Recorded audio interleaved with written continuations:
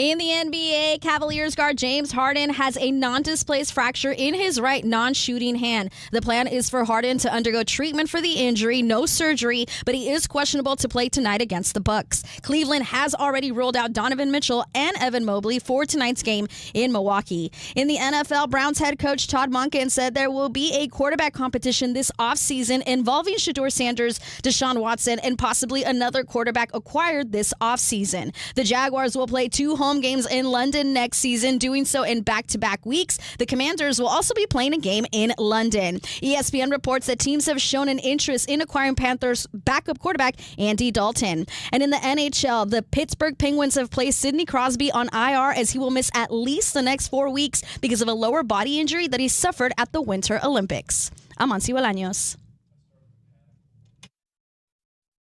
I've been covering this league since 1987.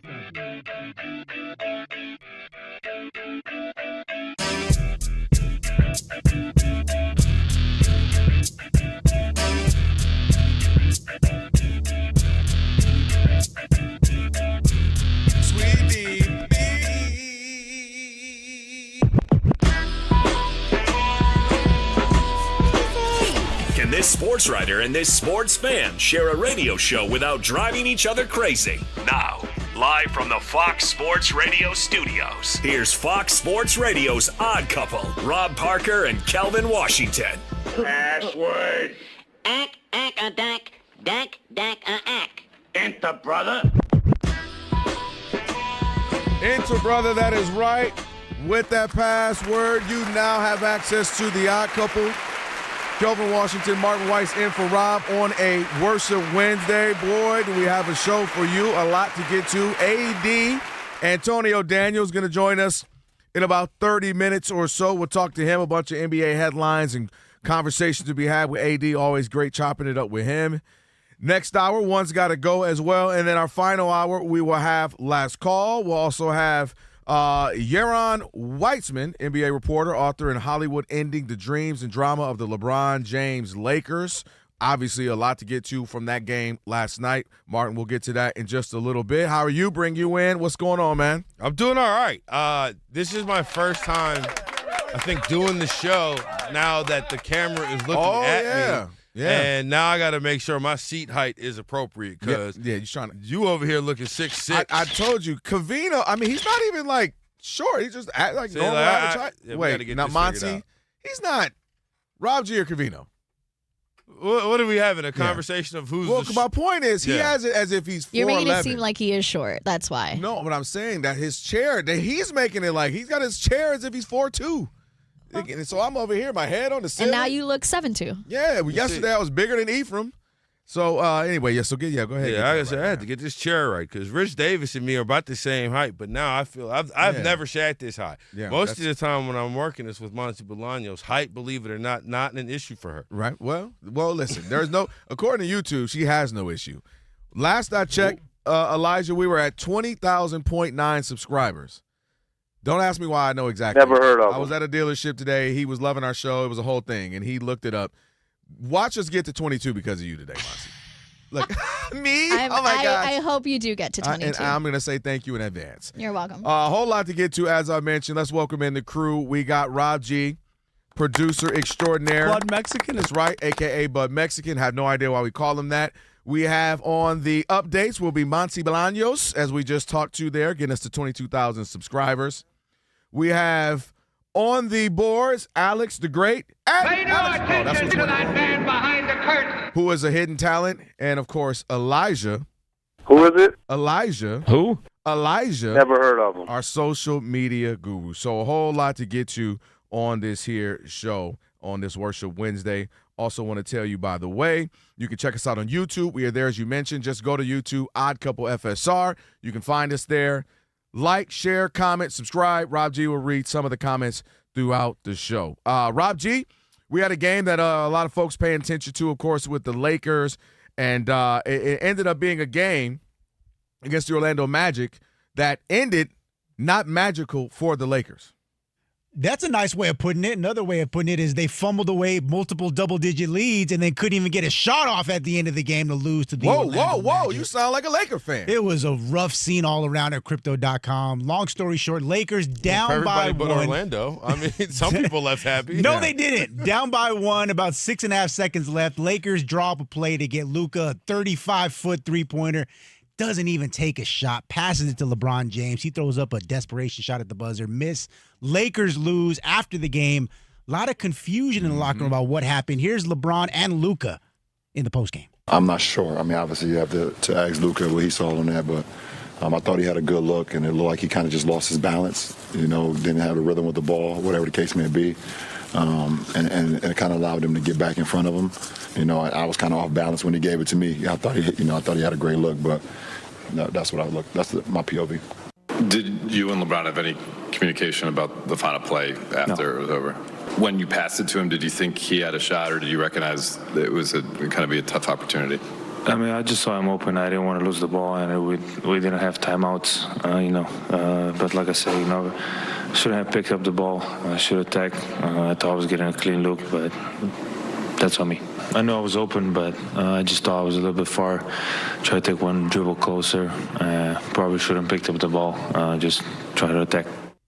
Another thing that we saw, Rob G, if you're into the mouth reading thing and all that, Luka said after the game, after it happened, on the sidelines right after the play, kind of talking to his teammates, he said, "LeBron told me to pass the ball, so I passed the ball." Kind of like, if you remember, of course, you went to Michigan. You remember the timeout, and Chris Webber's like, "Y'all telling me to call timeout." We're 6 minutes in. That's how you want to start this? I know, my bad. And I don't even lie. I was a 12-year-old boy in Ann Arbor, Michigan. I didn't want to see that. I'm about to say, we're 6 minutes in, and my basketball team has lost 2 games, and it's February 25th. Listen, and this how you? No, I'm just saying. I was sitting there. I was sitting there with the little TV crying like, ah. But I bring that up to say this, Martin. Mm-hmm. To me, what we saw was a glimpse of why this needs to end. This LeBron, Luka, LeBron. We know it's Luka's team, but isn't that? Because I think in his subconscious, he is so used to being alpha. He's so used to being – we saw it. It's not like we're new to this. We saw what he did in Dallas for 5 years, 5-6 years. Dominate, taking shots, big shots, all that. And I think there was a part of him that just simply, even if it was a 5% of his brain that pump faked, like, LeBron, what would he – and he just gives it to LeBron. And LeBron, like, you're wide open. And it was almost kind of a reverse Spider-Man situation where, like, wait, you, because there's been times where we all thought, well, LeBron, you can shoot that. Why didn't you shoot that? You overthought that. And then Luka had a LeBron, like, I overthought that moment. And a part of it, to me, is just a microcosm or an example of why this just isn't going to work. There's multiple reasons in that both of your guys are ball dominant. Both of the guys aren't playing defense. LeBron tries at times, but he can't give it to you like he used to at 40-something years old, and Luka's just not capable of it. And I just thought when I saw that, like, this is just why it's not going to work. And you also saw confusion because, well, at that game, between the three of them, if you include Austin Reeves, they'd only played 12 games together. Here we are, the last 20-so games of the season. So there's still that confusion. You shoot, no, you get a better shot. Wait, no, because you could argue – Austin Reeves is kind of better at, creating some space at times, and maybe he felt like, what about me? And you can just see they haven't been able to be in sync. And also that becomes a reflection, Rob would love this, of J.J. Redick, in that he doesn't necessarily have the fluidity. And I bring that up to go back further than that single shot, Martin, where they kept getting leads, and the leads will go away. Yep. Leads will go away. What's rotation? Wait, okay, so while he's out, is it LeBron's team? Okay, well, no, it's Austin Reeves because he's got to carry the ball. You can just tell they're out of sync. You can tell they don't have continuity. You can just tell they're still figuring this thing out. And the running out of time as we get closer to the season. I expect 2 of the 3 to still miss a handful of games just because it's just where they are. Luka's going to be out, I'm sure. LeBron's 50, so he's going to be out. And they're never going to have what you want. And it'd be okay because this is the last hurrah of this.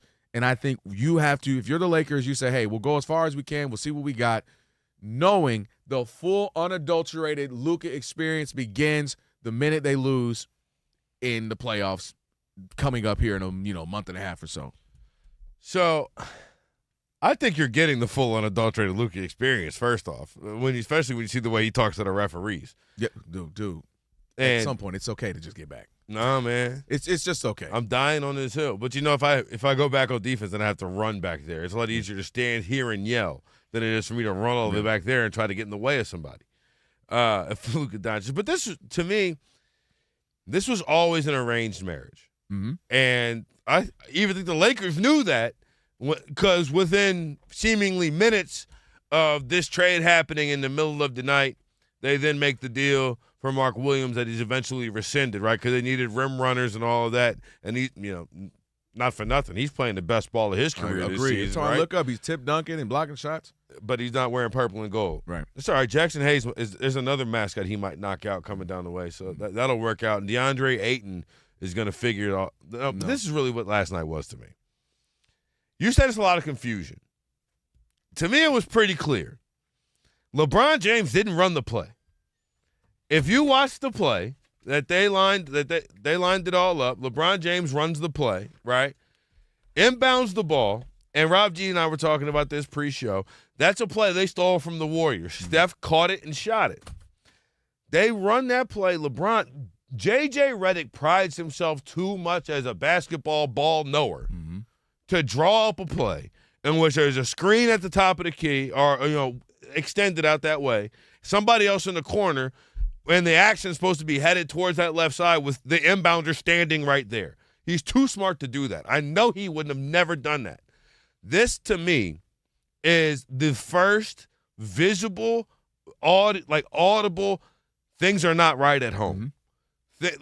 This Hollywood couple is headed for divorce. And you heard it, because if you operate under the assumption that LeBron said, you drew up a play out of timeout, and I said, forget that play. I want the ball. I'm going to shoot it, right? Which that is not something I don't even really begrudge him for too much, honestly, because it's something that every single star player does it in the league. Or should. Every single star player does that, I promise you. And some of the guys who aren't even stars, just the highest paid guy on the team, will sometimes be like, I don't like that play. I'm running my own play. Cool. That's what I think happened. And I think that's why you hear post-game from first Dave McMenamin asked Luka, did you talk to LeBron after that play? Said no. No. That was it. No. And then he said, essentially, I passed it because I saw he was open, right? LeBron goes, I thought he had a great look. Most of the time, we got to watch the tape. We'll figure it out. It was a miscommunication. No. This was a whole bunch of people pointing fingers, not thumbs. And if you look at it, it's the two most important players on the Lakers pointing fingers at each other. 100%. And it's because neither one of them is about to take the smoke for that. Luka Doncic talking about, I wanted to get closer. I've watched every single playoff game Luka Doncic has played in his career. He has no problem shooting from there. But the thing was, the reason why I think he pulled up pump fake, there was an extra defender there that wasn't supposed to be because LeBron was supposed to run through, and he didn't. And that goes to why, again, it cannot exist. Because historically, if this happened with the LeBron-led team, well, even if it was LeBron's fault, somebody else can get the smoke, right? Yep. The coach is going to say it, or writers are going to say it, or LeBron, someone else will get it. And this one is like, well, LeBron, to your point, you don't run through. Why are you not in the right place? Well, Luka, I should have shot it, but dang, I'm trying to get out of the way and maybe get an extra dribble to get this defender away, but you're just standing there, so I got to kind of pump fake and give it to you. So it just was absolutely, to me, a microcosm of a bigger problem that they have. Ultimately, this ain't going to work, and we've known that. And to me, again, you're just going to ride this out. LeBron is going to be able to go wherever he is. They're going to move on. And if that's why I said the full experience, I don't disagree with you about we know Luka's not all of a sudden going to be peak Kawhi Leonard defensively, but I think what I mean by the experience is now, if you're the Lakers, you say, now we have to build everything around him. There's no more kind of coddling LeBron, whatever. Now this is your team. There's no excuses. There's no massive shadow to be in the shadow of LeBron. There's none of this. It's your team. We believe you need an X, Y, and Z around you. We're going to go get you it. Rob Pelinka, you're on the clock. You're going to get an X, Y, and Z around you, and it's up. We're all on the clock now. The LeBron Luka thing, we tried, hey, maybe we can sneak something in. It didn't work. It's on now. And that's, to me, what we just saw, like why it has to move on.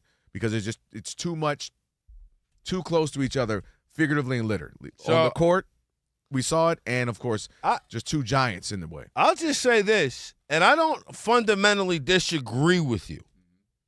Like, I don't think that, I would not further invest into this Lakers structure currently. But I tell you, man, for a guy who already is out of shape during the regular season, For a guy who already has more technical fouls than dunks by like triplicate, right? Like he is a whiner and he doesn't get off the floor. Luka Doncic is who I'm talking about. Right. You said prime Kawhi Leonard on defense. How about prime Steph Curry on defense? How about getting in the way? How about foul 6 times? Just do that. Because that means you were close enough on defense to have fouled somebody 6 times. I can't do that because then I'm going to score 40. Exactly. If I foul out. But if Luka Doncic just had 4 fouls, I'd be like, all right, cool. That means you were close enough to guard somebody, right? So this will mean he'll want a power struggle with Rick Carlisle and Dallas. Got a new head coach, right? Then got traded and humbled, right? Theoretically speaking. He'll win another power struggle with this one in LeBron. It's just for a guy who already, seemingly to me, I know Men's Health wrote the article. I know all summer we quoted it. Skinny Luka's a problem. Well, Skinny Luka ain't skinny no more. Something's changed. Okay. A few LBs have been, I ain't talking LeBrons, have been added Maybe on. when that Men's Health article misquoted the AI summary of Luka Doncic at the Combine and misconfused him with Dante DiVincenzo, we should have thrown the whole thing away. That man. He looked great, and he looks better than he has, but he definitely looks like he's hurting out there. There was a point in the game towards the end, limping back after he got a bucket, got a layup, and was limping back. Yeah, but again, I still think he's capable. You just have to have the exact perfect squad around him to at least be a contending team. I've said to Rob, I don't believe that type of ball anymore, that Iverson, that prime LeBron, I'm the system. I don't think that works. And James Harden, I'm the system. Heliocentric. I don't think that works anymore. You got to have, I call it hockey line shifts. You're bringing in a bunch of guys, hungry. I'm going to play 5 straight minutes. Great defense, moving the ball, creating. Next 5 up. And obviously you have to have a star, but you can't just be star reliant. Like, he'll just drag us there and get it done. All right, 877-99 on Fox, 877-99 on Fox. What you saw from the Lakers last night, are you blaming LeBron? Are you blaming Luka? And is it just, hey, it was a missed shot, no big deal? You still think they got a shot? Or is it wraps on this for the Lakers? 877-99 on Fox. We'll take a few calls. Antonio Daniels coming up in a little bit as well. It is the Odd Couple. Kelvin Washington, Martin Weiss in for Rob on a Worship Wednesday. Stick with your boys. It's Fox Sports Radio.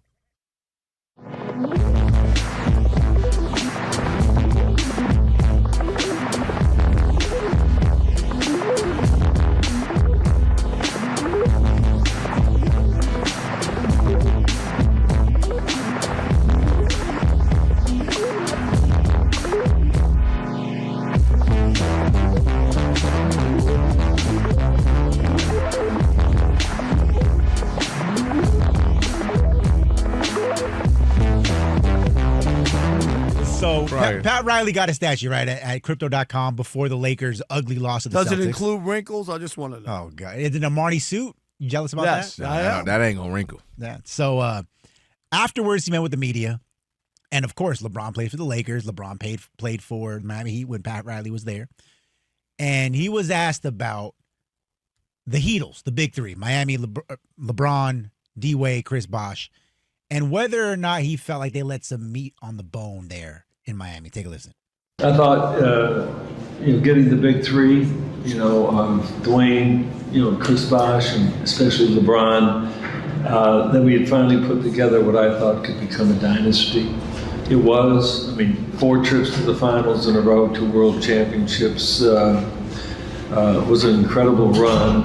And as a coach, and as somebody who really thought about how to build that particular team, and you built it, I saw something that could have lasted 8 to 10 years. But I understood, as I said in my speech, is that the business in the NBA is the business in the NBA, and players have an opportunity to go somewhere else. And he went to Cleveland, and he won a title up there. So I wish him nothing but the best. But I want to be selfish here and say I wish I had him for another 6 or 8 years. Would have been great, but we'll never know, will we? It's official. Pat Riley's senile. Okay, Pat Riley, we want to play this for you because this was LeBron when he got to Miami. Not 2, not 3, not 4, not 5, not 6, not 7. And when I say that, I really believe it. I'm not just up here blowing smoke at none of these fans because that's not what I'm about. the idea that Pat Riley, I know he's 80. I'm going to cut him just a little bit of slack. Can he get a little bit? Just a little bit. Okay? But the idea of, like, there was going to be some dynasty there if he stayed. Does he remember a couple things? First of all, they gave up a championship to a Dallas team that had no business beating them. They shouldn't have lost that one. Then, don't forget, the Spurs dismantled them when they lost that one, so they won 2 out of 4. If you think that was great when you put together such a team and came away with 2 championships out of 4, and don't forget, if it wasn't for Ray Allen, and I'm going to bring it up, they would be 1-3. Half the fans at the arena, where were they, Kelvin? They were outside. Headed to the car and said, let us back in. They were outside banging on the door to get back in because they thought they lost that one. Go back and watch the video. Pat Riley, when LeBron took his headband off and was almost in tears because he thought they had lost it. They brought the ropes out in the trophy. Do you remember? They did. And Ray Allen hit a miracle shot. They wound up winning that and winning that championship, and that saved what they had going. There's no way you can look at that and think that was good.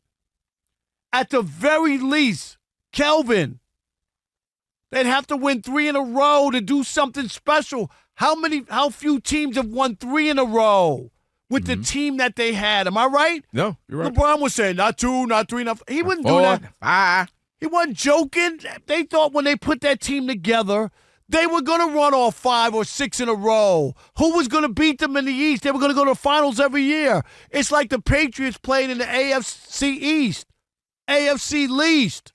That's what the East was when they put together that team in Miami. Nobody was going. LeBron went to the finals, 10 years in a row or whatever? Dude.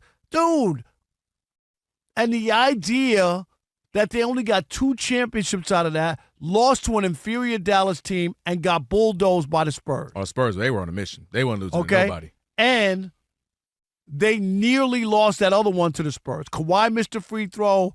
Manu Ginobili missed a couple free throws. Like, they were on the cusp of being 1-3 with 4 straight trips to the NBA Finals. So, no, Pat Riley, him sticking around didn't mean you were going to have some dynasty going on, because what you had done was mid at best. I call it underachieving. That team underachieved that they couldn't put together 3 championships in a row. Well, I think you're overselling the like what they could have done. I think going at 4 and winning 2 was fine. You wanted more, but if I told you to win 2 out of 4 and you go for 4 straight, that's insane. No, it's not. Not when that Dallas team. Not when they lose to Jason Terry and if you're talking about blemishes on LeBron's career, if there's a this, if there's a that, if there's a this, if there's a that, that's number one. Because even if they say they lost, it's how they went out, and specifically him, how he went out in a loss. So I'm with you on that. Here's a couple of things I got to add to Pat Riley. I'm going to work backwards here to the most important. Number one, Dwayne Wade's decline was epic from there on. And I would argue, believe it or not, Rob, because we saw LeBron in the East, if you can get him another player, he can get you to the finals. More than anything, why it wouldn't have worked is because of Pat Riley. Pat Riley and LeBron James would not work.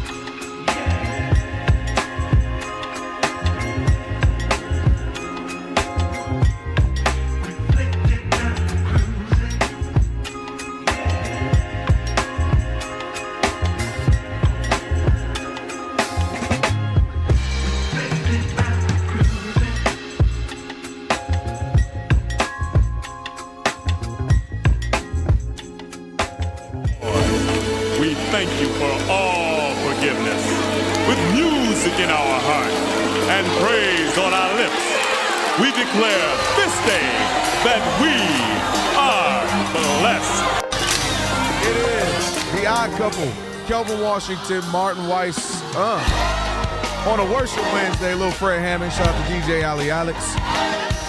And be sure to check out the YouTube channel. We are there right now, simulcasting live. I promise you, Monty Bolaños will join in about 5 minutes or so on YouTube. No, I'm not using you, Monty.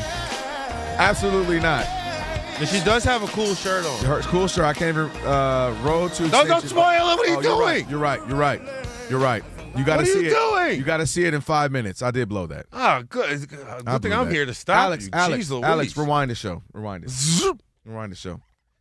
All right, bring back in the song. Here's the Odd Couple on a Worship Wednesday. Kelvin Washington, Martin Weiss, and for Rob.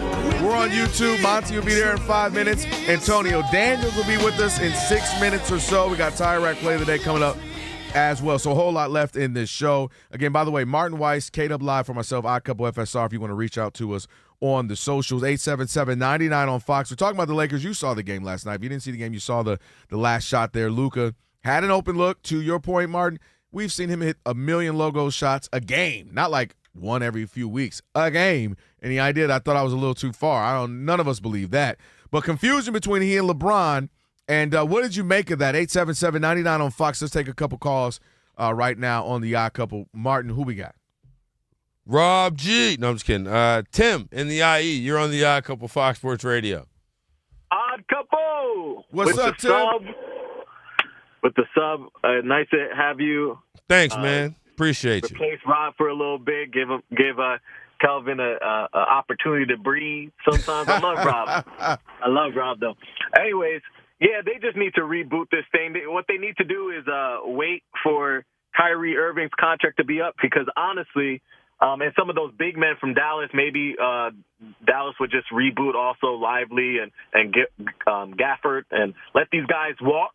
And then they just walk over to the Lakers. Like, honestly, because they had great rim protection to let Luka just let his defender go by. Rim protection was there. And then Kyrie, you couldn't double off Luka because Kyrie was a sniper, and Kyrie would get into it defensively. But the LeBron thing is rubbing off on Luka. Luka is hesitant to shoot the shot. Now he's passing it, making the right basketball play, like everybody would praise LeBron for, and yet it's not successful because LeBron ain't a shooter. And now LeBron gets the, hey, well, I thought it was a good shot by Luka. I don't know what happened. No, you should have said, hey, mate, he made the right basketball play. That's what I used to do and get credit for, even though it would make me lose finals. Now, to the point, to Tim's point, that's why I said this doesn't pass my smell test because he could. That was forgive the pun, a layup for LeBron. I've been doing that my whole career. Y'all killed me for that. I'm not going to kill him for that. LeBron gonna say, "Well, I thought he had a good shot." Come on, I don't buy that. I wouldn't buy that with your money, Tim. And the same thing for me. Appreciate your call, Tim. My whole thing was too. I told Rob G this. Luka, this is your team. You're it's official. You're the star. Luka's supposed to fall on that grenade. I had a shot, shouldn't have taken it. I know better. I make those shots. That's what I'm here to do. This is what I've done my whole career. And that should have been that to me. Because you are now the face. You are the guy. You're the MVP candidate. That was supposed to be an easy – there's no way I don't take that shot. I honestly have no idea what I'm – you've seen me through my career. You guys have watched my whole career. I've done that. That's what I do. I should have taken that shot. I don't know what I was thinking. I put LeBron in an odd spot, and I'll be better next time. That's all I want to hear from Luka. If you're that guy, you're the franchise guy. That's the response, Martin. You know it. Because now this ain't LeBron's team anymore. This ain't – don't tell me it's not LeBron's team and they want LeBron to be the superstar answer. This is Luka's team. Luka falls on the grenade. Well, he did in his defense say, this is on me, as he – I want it more emphatically. All right. I want it to be like you said when he's yelling at refs. That's what I want, Luka. Give me that version of Luka. Let's get what you mean, no? Let's get Dion in Texas. You in a minute, Monty. Let's get Dion in Texas on the Odd Couple. Dion, what's going on, pal? Yeah. What's up, fellas? Kelvin, I noticed your show, but darn it, man, you just kept talking. That's exactly what I wanted to say, man. Luka LeBron has done a fantastic job of getting the heck out the way. He defers to Austin Reeves at times, a lot, actually. He defers to Luka all the time. And if you're the leader of the team, I think he's done a great job just getting the heck out the way. And that play was drawn up for Luka. I don't know what Luka's problem was, but he choked. You're only down by one. You don't need to heave up a darn three. You just need two. You can get to the basket. You can get fouled. And right now he moves a little bit better than LeBron, you know what I'm saying, because of the age thing here. But, man, I'm telling you, that last caller, man, I think he's a little off. I think people have forgotten how great LeBron was in his prime when he was Luka's age, when he was Austin Reeves' age. It wasn't, I'm sitting out because I'm injured. It wasn't, no, I can't jump over whoever I wanted to and get past. I mean, LeBron was freaking awesome. And Luka, like your boy Ephraim said a couple of days ago, man, hey, this guy don't play on both sides of the ball, man, like Kobe did and like some of the other greats, man. He's a liability. I hate his style of play. He gets into everything too slow. And here he was, like my man Martin just said, he's down on the court arguing with the refs so he can get a blow. Something don't look right, guys. He gonna put some LBSs back on that LBs fat is back. of his. Yeah, hey, guys, I love the show, and, man, you guys are doing just fine without Rob. We got a couple of good replacements out there. No Thanks, doubt. guys. Hey, Dion, man, appreciate you as always. All right. Hey, Antonio Daniels, we'll ask him the same question. We'll talk about that with him in just a moment. Right now, Monty Bolaños is going to get you updated. 21,000 subscribers just happened. Thank you. We're never going to let it go. We're never going to let it go. Look at you. What the reason I looked at you Fluff me. like that, mister, is because Luka did do that. But you're saying I wanted him to take more responsibility. I'm with Mark. He did take responsibility. I want emphatic. No, ¿por qué? He was I told mad. you why. No, Because but now you're splitting a hair there. I will say this, Monty. He did say it, but we have seen the boy say it with his chest. That's quite what a few times. Because I think he realized I should have taken that damn shot. No, I'm not questioning it. I think what I'm saying is, when you're a superstar in that situation, you don't pass it around. Well, LeBron said, well, I don't know. Well, I could have taken. No, you say, man, there's no way. This is Luka, the guy who talks smack, yells at fans, pounds his chest. Luka yelling at Rudy Gobert. He talks smack to guys off the bench. He doesn't talk smack to starters. He's a little baby like that. No, he yells at Rudy Gobert. He yells at everybody. He hit that in the post. Rudy Gobert. Everyone yells at Rudy Gobert. Dennis Schroeder's still trying to fight him.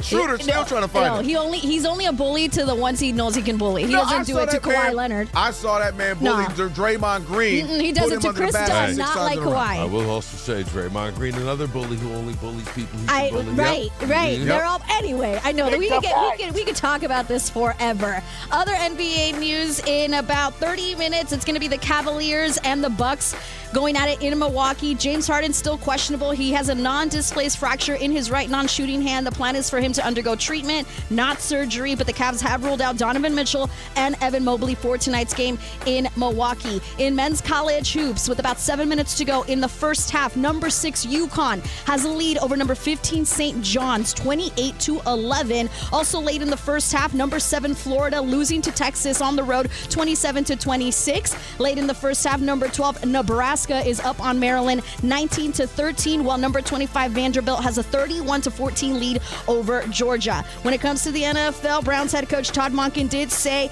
at the Combine that there will be a quarterback competition this offseason involving Shedeur Sanders, Deshaun Watson, and possibly another quarterback acquired this offseason. The NHL is back, fellas, because of the Winter Olympics. We had a nice little break. Sabres and Devils, they are scoreless halfway through the first period. Late in the first period, Flyers and Capitals are also scoreless. Back to you. All right, Monty, thank you so much. Yes. Odd couple, Kelvin Washington, Martin Weiss on a Worship Wednesday.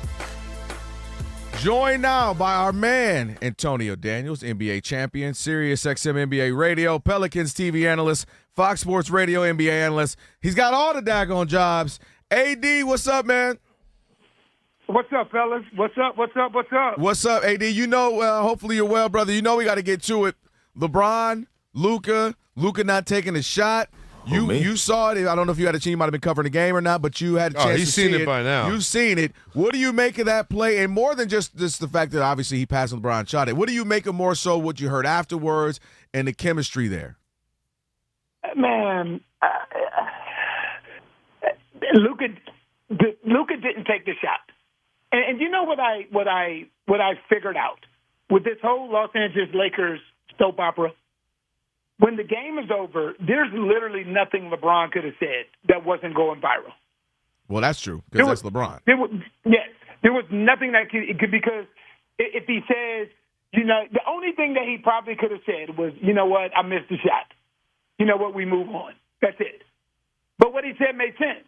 Like, you know what, the play was for Luka. I thought he had the shot. He didn't. He passed it to me. I wasn't on balance. And he basically just talked you through exactly what happened. But of course, when you lose a game like that, fingers get pointed.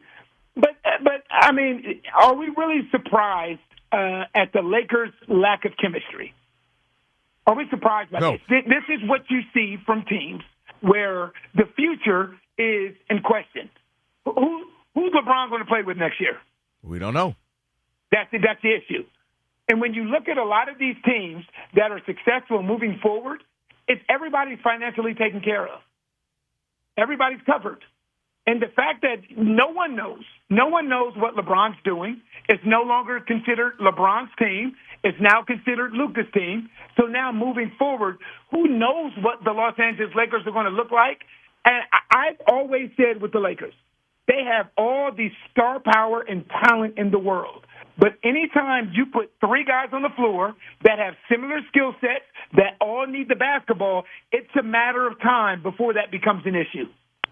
Antonio, I got to ask you because you have forgotten more basketball than I'll ever know. But J.J. Redick, to me, prides himself on being too much of a I know ball, X's and O's guy to draw up a play in which they have a pick and roll like at the top left of the court, a guy in the corner, and then the inbounder just step inbound. Like I feel like LeBron didn't run the play, and that's was the if you look at it through that lens.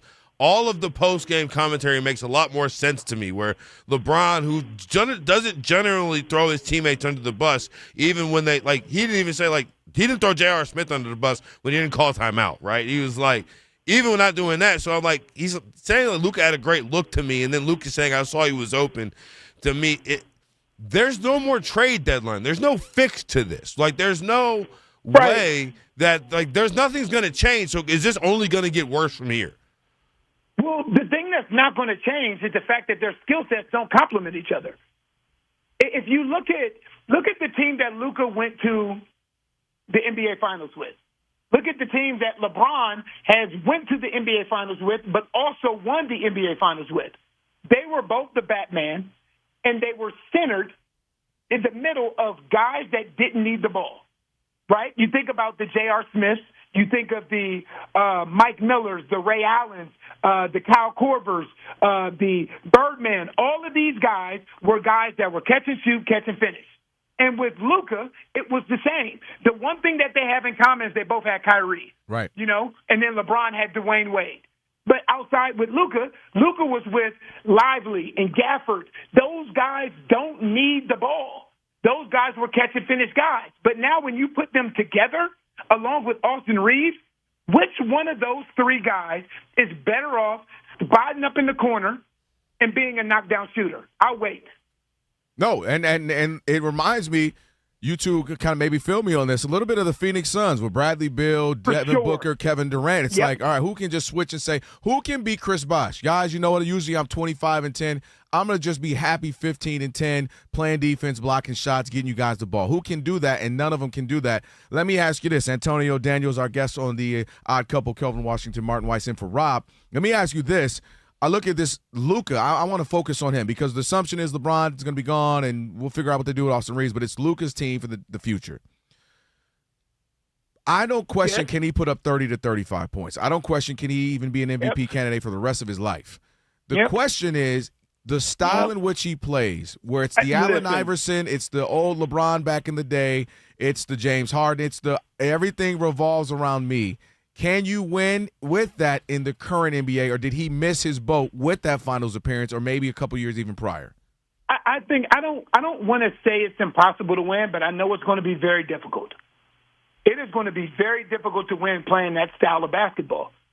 Because there are two things to me when I watch Luka play that stand out more than anything else a lot of the time. One of them is the complaining.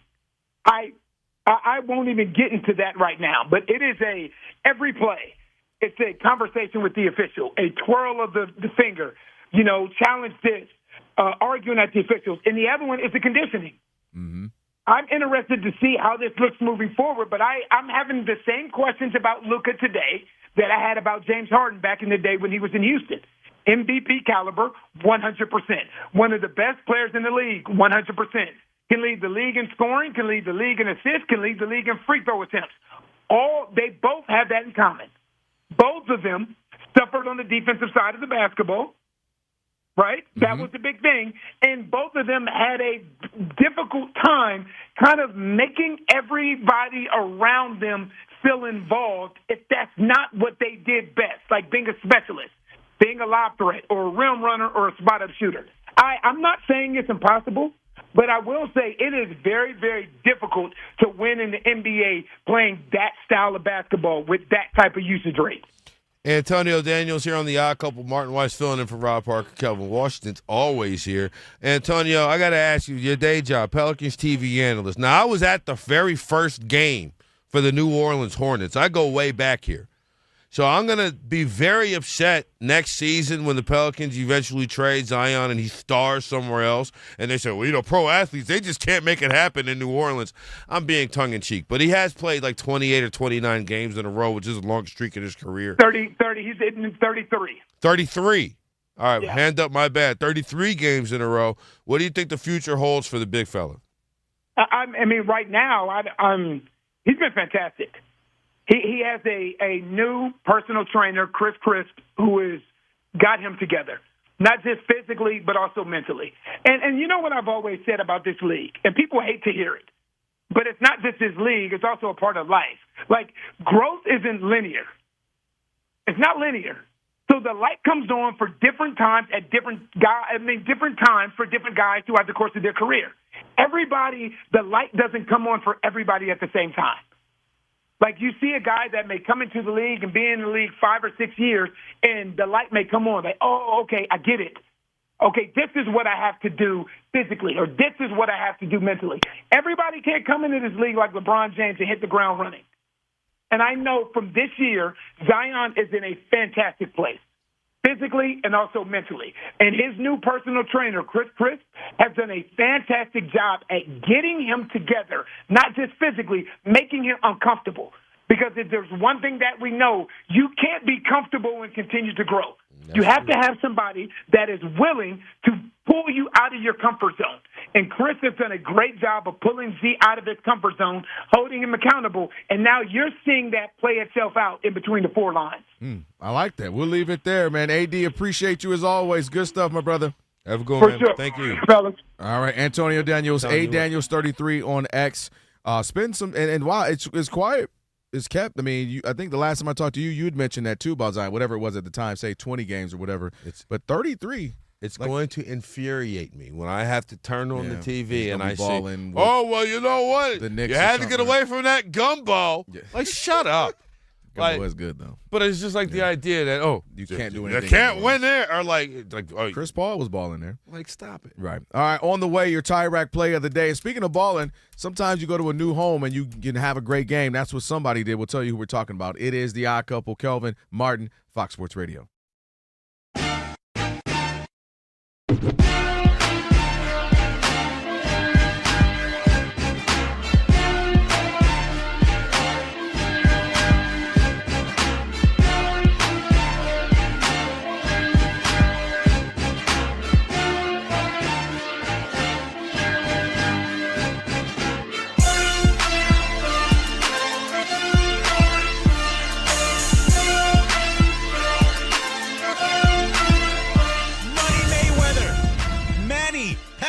Pacquiao, the rematch. Only like a decade after the first one, but we're Don't worry excited about to it. It's see semantics. it because I don't know about y'all, but sources close to the situation knew this was coming down the pike for a hot second. Me and Kelvin felt real knowledgeable. I never wanted to be like a snitch and be like, ooh, we knew.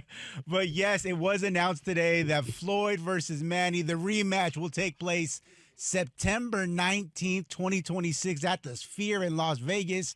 Stream live in living color only on Netflix. And Rob, I can tell by looking at you, you are so excited about it. I just threw up in my mouth. And I'm going to say this to you. From the first one, it was the first time in American history that a black man gave a white man welfare, because that's what that was. That was a welfare payment in that. The first version of it? Yeah, like there was no way that Pacquiao deserved that. Do you know what I mean? Like that was just awful. And I'm not interested in this as well. I hate to be the old man on the get off my lawn guy, but I covered boxing for the Detroit Free Press. I was in Vegas all the time, fights, all that. No. Do we want to see this again? Here's the problem, Rob. I don't want to see it. I know. You know this is one of the few times. Step away from the counter. This is the few times we are the even couple, not the odd couple, because dang it, we agree on this stuff. But here's the problem. They pulled the okie doke on us. This is why Floyd, Rob G, is a business genius. He pulled the okie doke on us. How, you say? I'll tell you how. He sets up the one with Mike Tyson. So we go, by humbug. I don't want to see this. Mike Tyson's literally 60. This is boo. Here we go again. This is trash. And then he gets you just enough of the appetite for real boxing, and you can convince yourself. He's still in his 40s. Granted, he's 49 tomorrow. You know, Pacquiao just fought, what was it, Rob G, 3 months ago maybe? Pacquiao 6 months ago? I think he fought semi-recently. So you can just trick yourself enough to go, well, this is real boxing light. This is real boxing-ish. And you can get close enough to this because you're tired of the Jake Paul and the whomevers. You're tired of the Floyd and the Tysons. Dude, I'm going to stop you. You know I don't want to see this stuff, but this is good enough that people will want to see this. No, it's not. People want to see this one. There's nothing here. You know, Alex, don't pay attention to that man behind the curtain. Yeah. That's what this is. Pay no attention to that man behind the curtain because all this is there's nothing going on in boxing. Agreed. We could give them anything, any garbage. They have no regard for the boxing fan. They just know that people have nothing to do, and they're looking for a Friday night or whatever night it is to have a reason to have people over or do something. People try to talk themselves into it with the Tyson fight. Mm-hmm. I told you and Rob G from day one, didn't I? Yep. This is going to be awful, terrible. Oh, no, I've seen him on IG. You see he's in shape. He the best-looking 60-year-old. You see He him. was, though. He look all right. He didn't fight. That's why he's biting his gloves. I forgot the contract. I forgot the contract. No, Ooh, he just he just was like, this is a holdup. He should have had on a mask and a gun when he picked up his purse. Instead, he had on a thong. And we didn't want to see that. I didn't sign up for that. I'm sorry. I just stop it already. Can you do me a favor? I'm talking about the general public. Uh-huh. Can you just stop? You can make this stuff go away. Stop. Don't be involved in this. Do not have parties with your friends. Do not go to this. Do not buy tickets. Stop it. They're going to this one, Rob. Just stop. Rob, they going to this one. It's ridiculous. I'm with you. You know I've set up here. Who was I with that day? Was it Ephraim last week, Rob G? I pounded the daggone table last week. Sick of this. Tyson and Floyd. First of all, Floyd doesn't fight anybody anymore.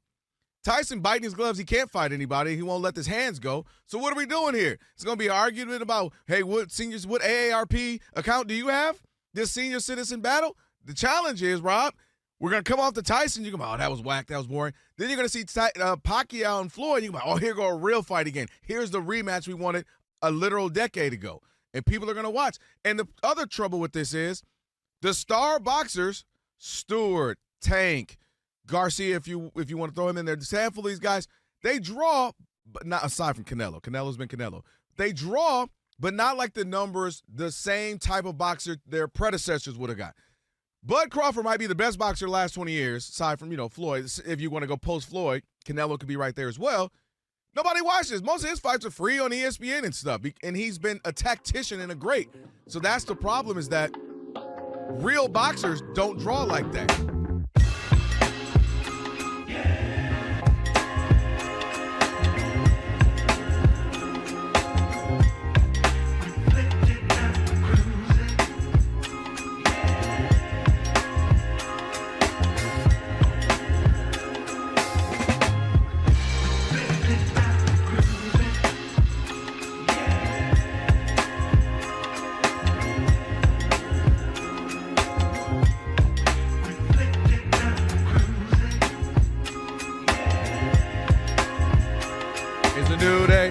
Right, sometimes you got to smile through it all. It is the odd couple. Kelvin Washington, Martin Weiss in for Rob on a Worship Wednesday. Big shout out to Antonio Daniels, joined us a moment ago. Rob G will get that up on the pod if you want to check that out. It's always good to check out the podcast. We'll have the best of version. We'll have a full version, the whole 9. A lot coming up next hour as well. Right now, it's time for your Tire Rack Play of the Day. LeBron has 5 to get it in. Luka with 5 seconds. LeBron.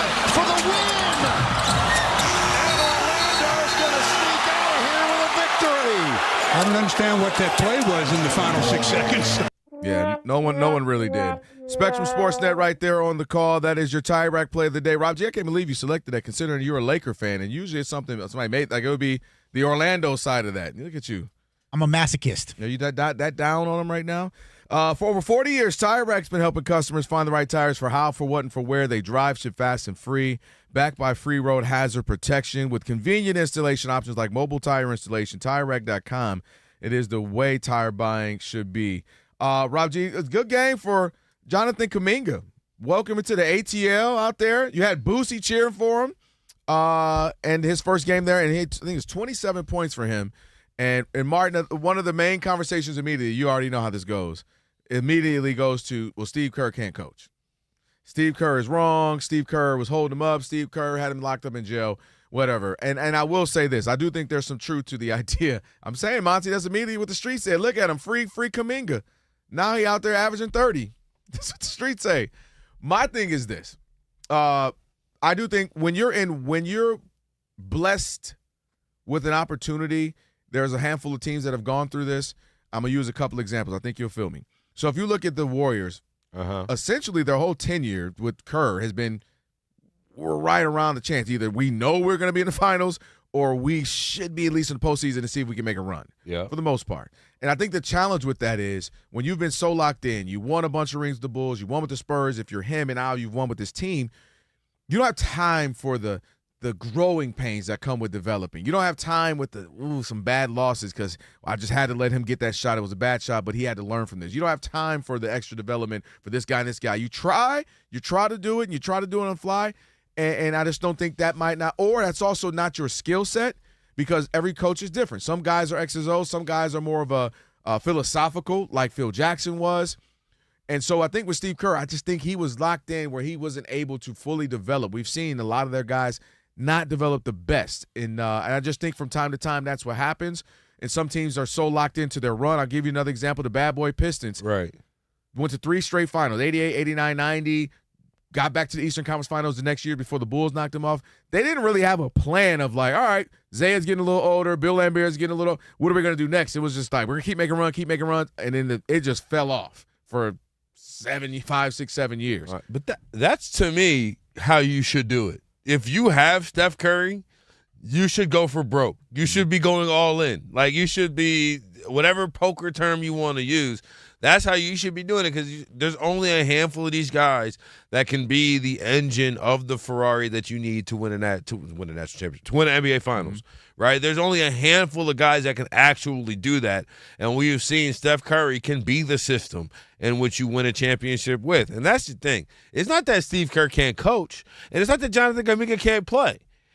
He just wasn't going to ever work in the Steph Curry system. Nope. And yeah, you're right. And Kuminga's out there, and I'll say I think the problem is there's way more Jonathan Kumingas than there are Steph Currys, and that's why Jonathan Kuminga no longer is a Golden State Warrior, right? Ultimately, but offensively, he's a bucket. It's just that doesn't quite matter when you have Steph Curry because you're not playing one-on-one basketball with Steph Curry's out there because he's the one. And a couple of bad shots, you know what I mean? A couple times down, you took bad shots or early shots.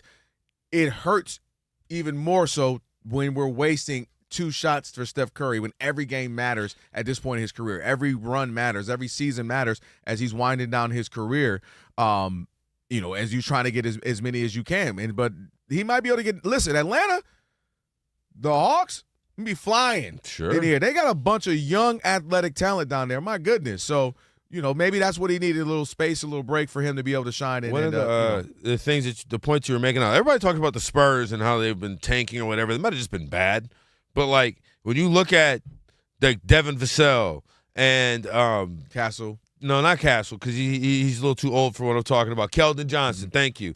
These are guys who were there when they were getting smoked, right? But it's like, no, we're trying to learn how to play the game. So then when they surround them with Victor Wembanyama and Stephen Castle and Stephon Castle rather, and De'Aaron Fox came kind of before Steph Castle, but still. You surround them with guys who can play winning basketball. The Julian Champagnes of the world are in great shape. Do you know what I'm saying? Because now I know where exactly where I'm supposed to be, what I'm supposed to be doing. I've learned through these losses. That was big for them. That was. And speaking of the Spurs, that's a team that was able to be winning and also developing, whether it was Tony Parker or Kawhi Leonard, and win some more rings as well.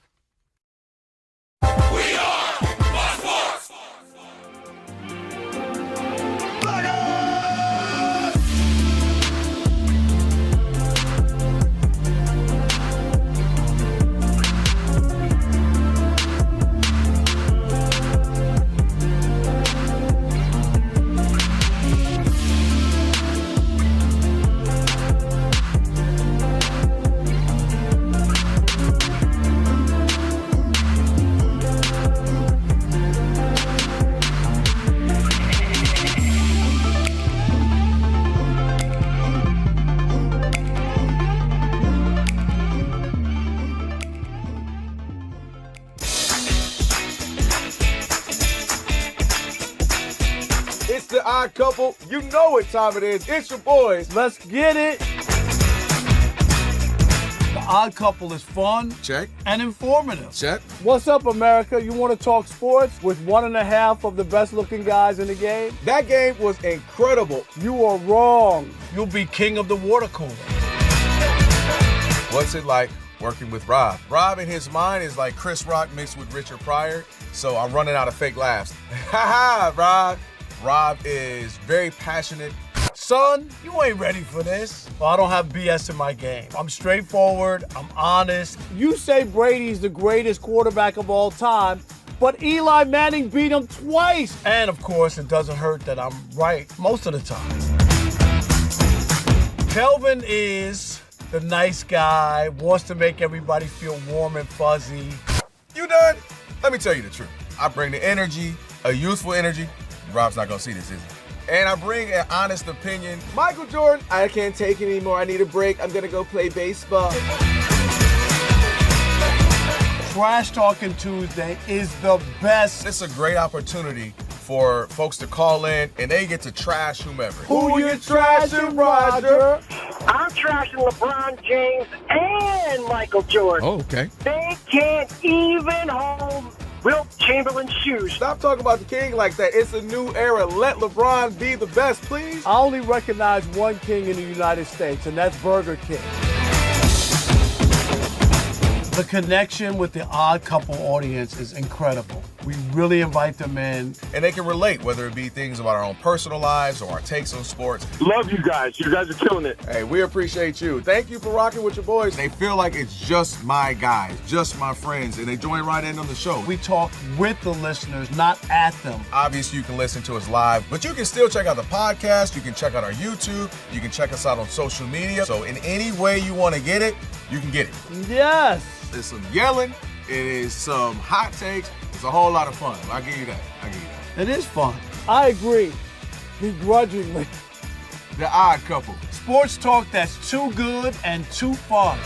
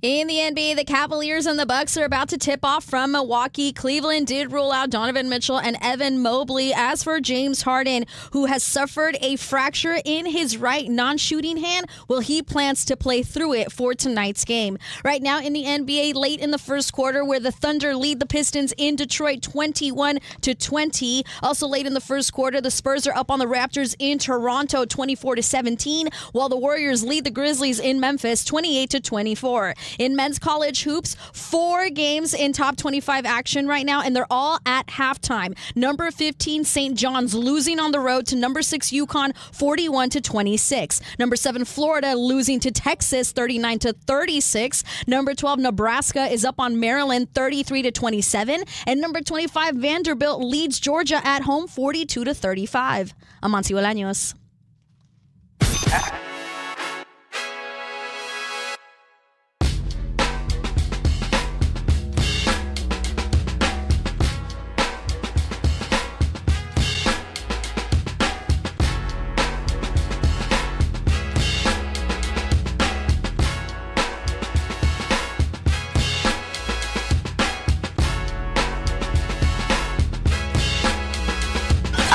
Can this sports writer and this sports fan share a radio show without driving each other crazy? Now, live from the Fox Sports Radio studios, here's Fox Sports Radio's Odd Couple, Rob Parker and Kelvin Washington.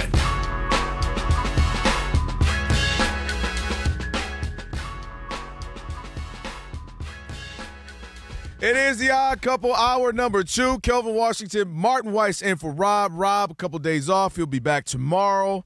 He's been, if you follow him, you see he's been posting out there fully winterized gear, hat, scarves, glove, earmuffs.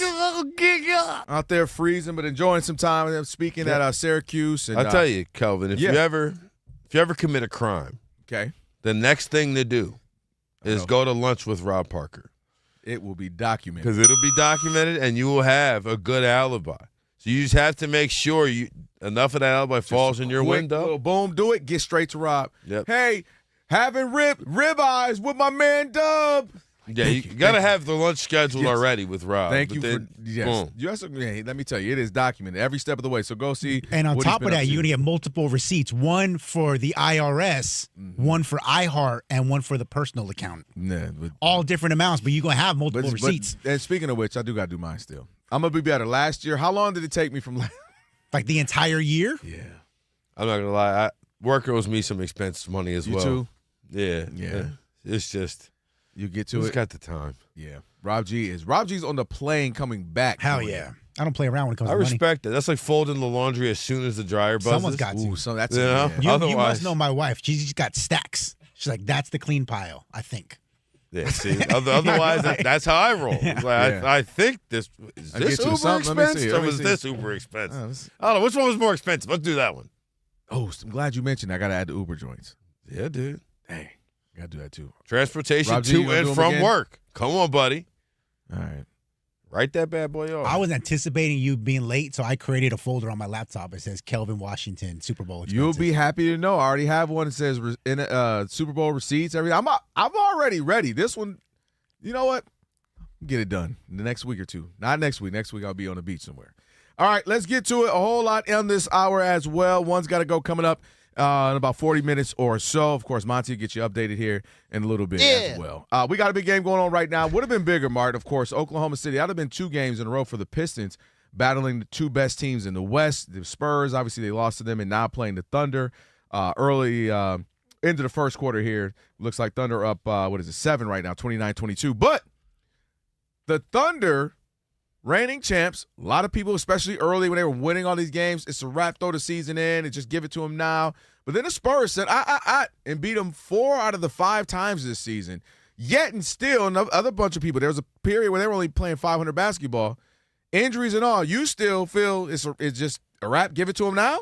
Well, I said, depending on how this game plays out, right? Because we do this a lot because, Kelvin, as you know, the show must go on. When the red light comes on, you got to put some content out there.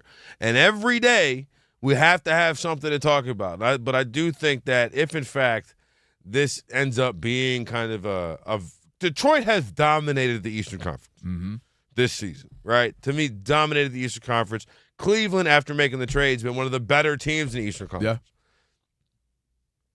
Yeah. Oklahoma City made quick work of the Cavaliers, and if they beat Detroit tonight without I tried to take a picture of all the guys that are out. It was about 7 guys. But it's anybody that you would have a jersey for the Oklahoma City Thunder, if you're a fan of this team, they're not playing tonight. Chet's out, Shea's out, Jalen Williams is out. Hell, the other Jalen Williams. They might have 2 Jalen Williams not playing in this game. Caruso out. Isaiah Joe is out. He had 20-something points the other night. I like him. Led them in scoring the other night. He's out. Everybody's out. And right now they're up 10 at the end of the first quarter over the Pistons. If they are just going to be beating teams like this, or up 9, if they're going to be beating teams like this, we'll still do our shows. We'll still try to convince ourselves there's the 40 days and 40 nights of NBA playoffs and such. But it's just a fait accompli. Like this, I said, Rob G, this is just like Game of Thrones. You sat there, you watched all the different warring families fight here, fight there, but at the end of the day, winter was coming, so it didn't truly quite matter. Whoever wins the East, guess what? It doesn't truly quite matter because winter is coming in the form of the Western Conference because the Oklahoma City Thunder, and to your point, maybe even the San Antonio Spurs are just that much freaking better than the rest of everybody else right now. So I'm not far away from you, and Rob and I got into it a handful of times early in the NBA season because I was saying, man, the Thunder, come on, man, they look great. They might even be better this season, so on and so forth. But the pause for the cause that I have, or the cause for the pause, I should say, you said winter is coming. I'm going to say Wemby is coming. And because the Spurs want to smoke, the Spurs brought it every time they played them. They won 4 out of 5 this season. And I'm not saying they're going to win the series, but they're going to make it hard as heck. The Nuggets might even be sitting here, who took them to 7 last year, might be saying, hey, don't forget about us. I know we've been quiet. I know Jokic probably might not play a couple more games to be ineligible for an MVP, candidacy. I appreciate the wording there. We'll talk more about that in about 15 minutes. We will. But I appreciate the wording there. Yeah, we will. And so I definitely think that. And my also concern would be, while I completely agree that they play great without whatever who's in. All right, Jalen Will, J-Dub's been out a lot this season. Okay, cool. SGA's out. They play very hard. The challenge with that, I believe, is if you all of a sudden now you're not inserting just J-Dub or just SGA. You're inserting both of them who haven't played a lot together. You're inserting, again, Chet, who's in and out, and then Hartenstein in and out. To me, trying to now figure all that out on the fly in the playoffs in a loaded, very difficult conference could become troublesome. Not that I'm not saying they're going to lose, but I mean is it won't be as easy because now you're trying to get back in the groove when J-Dub has barely played this year. Yeah. And, and they know he is, and they won with him last year, but you're trying to get your footing right. Guys are taking on bigger roles right now than they normally would. Oh, I got to fall back. Wait, okay. And I just think that could play a little bit, that could hurt them more than even I was prepared for because I didn't expect so many guys to be out so much this season. And if they hadn't won a championship last year and really, if we're being honest, won it I know they won 7 games in the finals, but really kind of. And I know they went 7 games with Denver. I'm not trying to just. Don't say no twice and then say relatively easy. Was it by the time you saw Aaron Gordon grab at that hamstring with about 7 minutes left in the first quarter?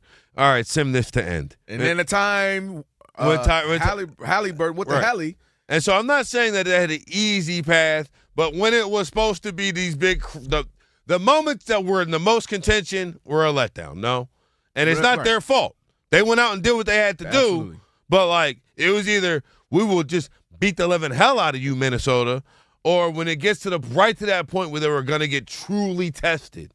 And I'm not trying to take anything away from them, but, because I do think my whole point in this, I think J-Dub will be able to walk in there and figure it out because but I wonder if it'll even matter because just of how good their individual players on this team, the roster that they have built. The roster's insane. And we were talking about this in the first hour with the Lakers and Luka and the LeBron divorce. Yep. Trying to make it happen. I like that LeBron. Brangelina.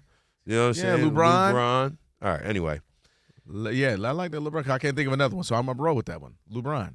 I spent – LaDoncic doesn't work. I spent a lot of time doing this morning. But we are in an NBA era in which, and especially if you go back a step before Oklahoma City to Boston before them, where your best player matters less than who your worst player you have to play. Right? Who your best player is matters less than who the worst guy you have to play. Right? And you look at the teams like the Indiana Pacers, you look at the Oklahoma City Thunder, you look at the Boston Celtics, and I'm talking about the Pacers of last year with Halliburton, right? Because clearly he was the engine, right? As you see, that thing is on the side of the road right now with 4 flats. Man, it had to be that bad. My God. But we are at a place now where that's the problem with the Lakers. It's like, who's the worst player you got to play? Oh, it's DeAndre Ayton. Oh, you're dead.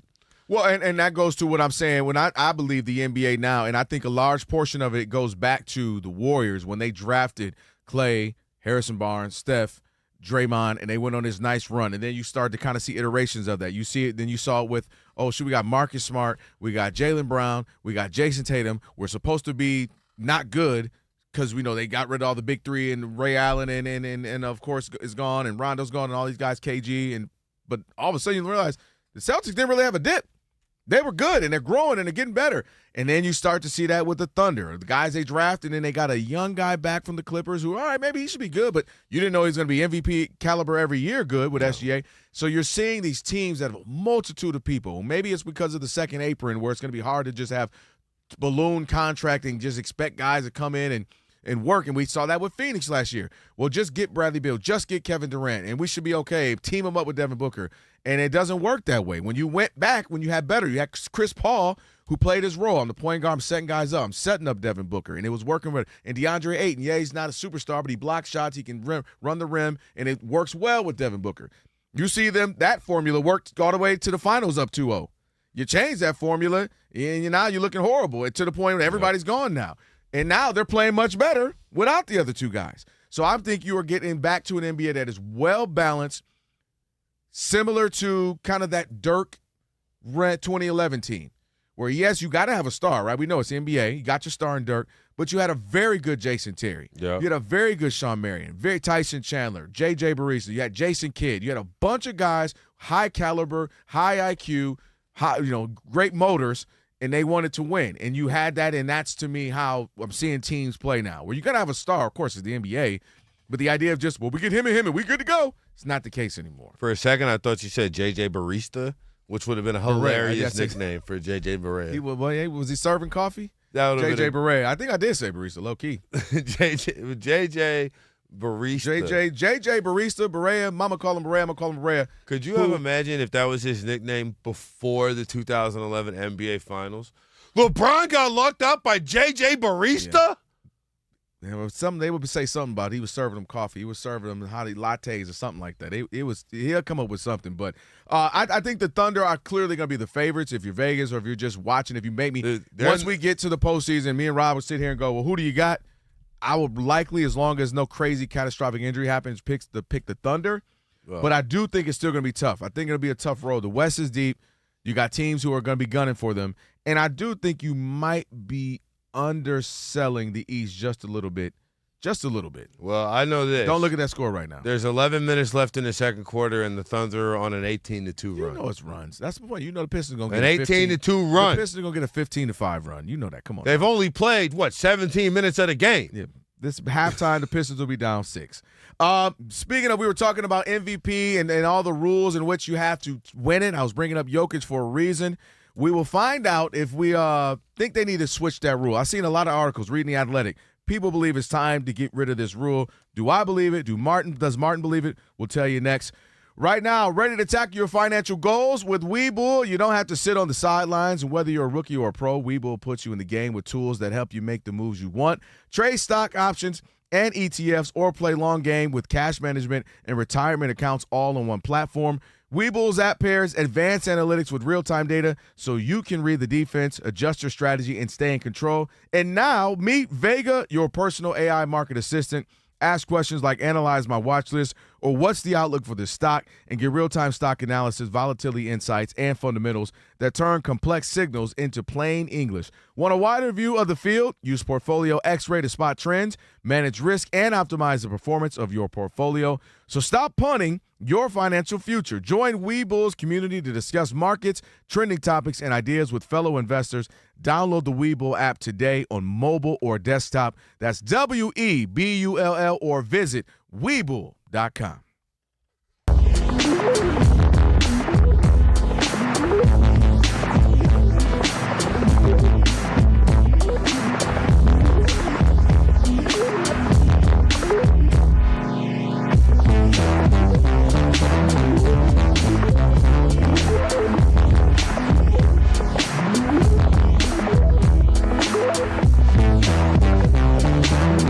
Cade Cunningham, going off center a little bit. I mean, kind of didn't shoot a couple days in a row now. Cade Cunningham starting to feel himself, and rightfully so, because the Detroit Pistons, our Detroit Pistons, couple. I need a 10-game losing streak. We claimed this team as of yesterday. No. Rob Parker is out. I don't claim no team. The Detroit Pistons present the odd couple. I'm not. Just like you claimed the Lions and how'd that go. I'm raising my hand. I'm not claiming the Pistons. All right. Well, in any event. Let me see your phone. When Joe D texts you. When Joe D go text you, I know you ain't going to claim the Pelicans. The least you could have did was stay with the Pistons. For a long time. Chauncey wouldn't do that. But in any event, down their two best big men, Cade Cunningham and the Pistons came into Madison Square Garden and put belt to ass on the Knicks, beat them down again. They sweep the season series. Cade Cunningham went off. 42 points, 13 assists, 8 rebounds after the game in an exclusivo with our friend of the show, Vinny Goodwill, told ESPN, you know what? I think I am the MVP. Rob Parker, I know you got to love that kind of braggadocio. I hate it. And my thing is, I don't want Cade Cunningham is an exciting, tremendous young player who is worth suitable for framing, worth the price of admission.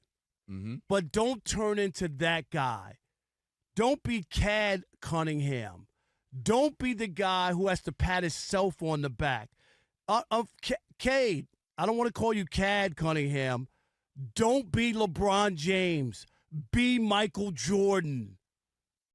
Whoever's giving you this advice or telling you you're feeling yourself or you feel like you need to say who you are. You know what Michael Jordan used to say every time they would go up to reporters and ask him about him being the great? I didn't play against everybody. I can't judge myself and say I'm the best player who ever played. I didn't play against everybody. Or he'd say, that's not for me to determine. And Cade Cunningham is in the same exact spot. Dude, there's some great players in the league as well. Do not feel yourself to the point where you think SGA ain't in the mix. Mm-hmm. The Joker ain't in the mix. And then the best part of all of this, while he's out feeling himself and smelling himself, and we'll get to this as well, there was a straw poll of the voters, not Pistons fans, not Kelvin Washington, and guys like that. And for the guy who says he's the MVP now and he's the best player in the league, a best American player in the league, somehow he only got one first-place vote in the straw poll. Came a distant third, not even close. One first-place vote. So this is premature. Pump the brakes and be better. Cade, don't be Cade. Don't be LeBron. When he told everybody, oh, yeah, remember we came back from 3-1 and when I became the GOAT? How did that work out for him? You don't have to do that. Keep doing what you're doing. Keep playing hard. Keep winning. The accolades will follow. If somebody asks you, you don't have to answer with that. That's not the voters. You don't have a vote. I hate to break it to you. As much as you want to say I'm the MVP, guess what? You don't have a vote. That's it. That's it? All right. So this is why I know you were sauced up yesterday when I told you came back from wine country and you brought a bottle of wine with you. Because you know what you sat up here and told me yesterday? That you wanted Cade Cunningham to not give qualifiers, to say he is the best player in the country, and the best player, period, in the league, not the best American. That's what you said. So now he comes out and says he's the MVP, and now you got a problem with it. Cade Cunningham is usually what you're referring to, and I get what you're saying, and he's been that guy. But I think also because he's been playing in Detroit, they've been bad for, the majority of his career there. And then last year they finally got good, and then obviously this year they're really good. I think he's having a moment where he felt himself. He just put up a great game in Madison Square Garden. People are, asking him tough questions. He didn't say it publicly. So I hear what you're saying. He chose not to say it publicly. Vinny off to the side obviously covers the Pistons for 4 letters, and so he quietly told Vinny, who he talks to, has a relationship with, this wasn't a public thing. We made it public. Rob G bringing it up made it public, but he said it quietly. He said it privately to Vinny. But I don't have a problem with it. I totally get what you mean. If this becomes something where every time he has a microphone, he's saying something, I would even be like, all right, okay, we might have to relax a little bit. But I like exactly what he's doing. I think he's been incredible. If you look at what he's doing as far as clutch time. Well, why do the voters, why does he have one first-place vote? In the straw poll, here we are in almost March. The season is coming to an end. So I hear you, but the voters, the people actually vote, don't have them in that conversation. And that's a great point. That's all I'm saying. Here's why it changes.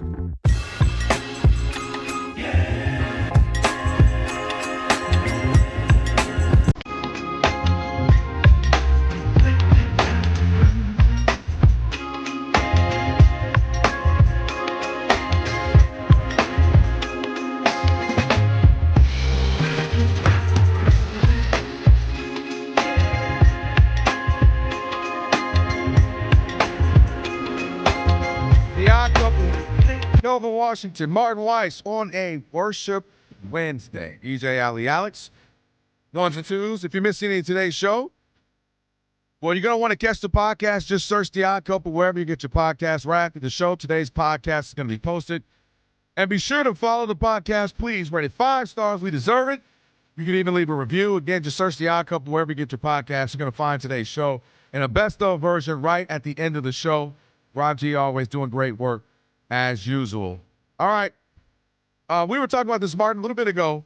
I mentioned Jokic. I believe he's at the number now. Rob G, quote me if I'm wrong, Martin. I think he's at 2 games.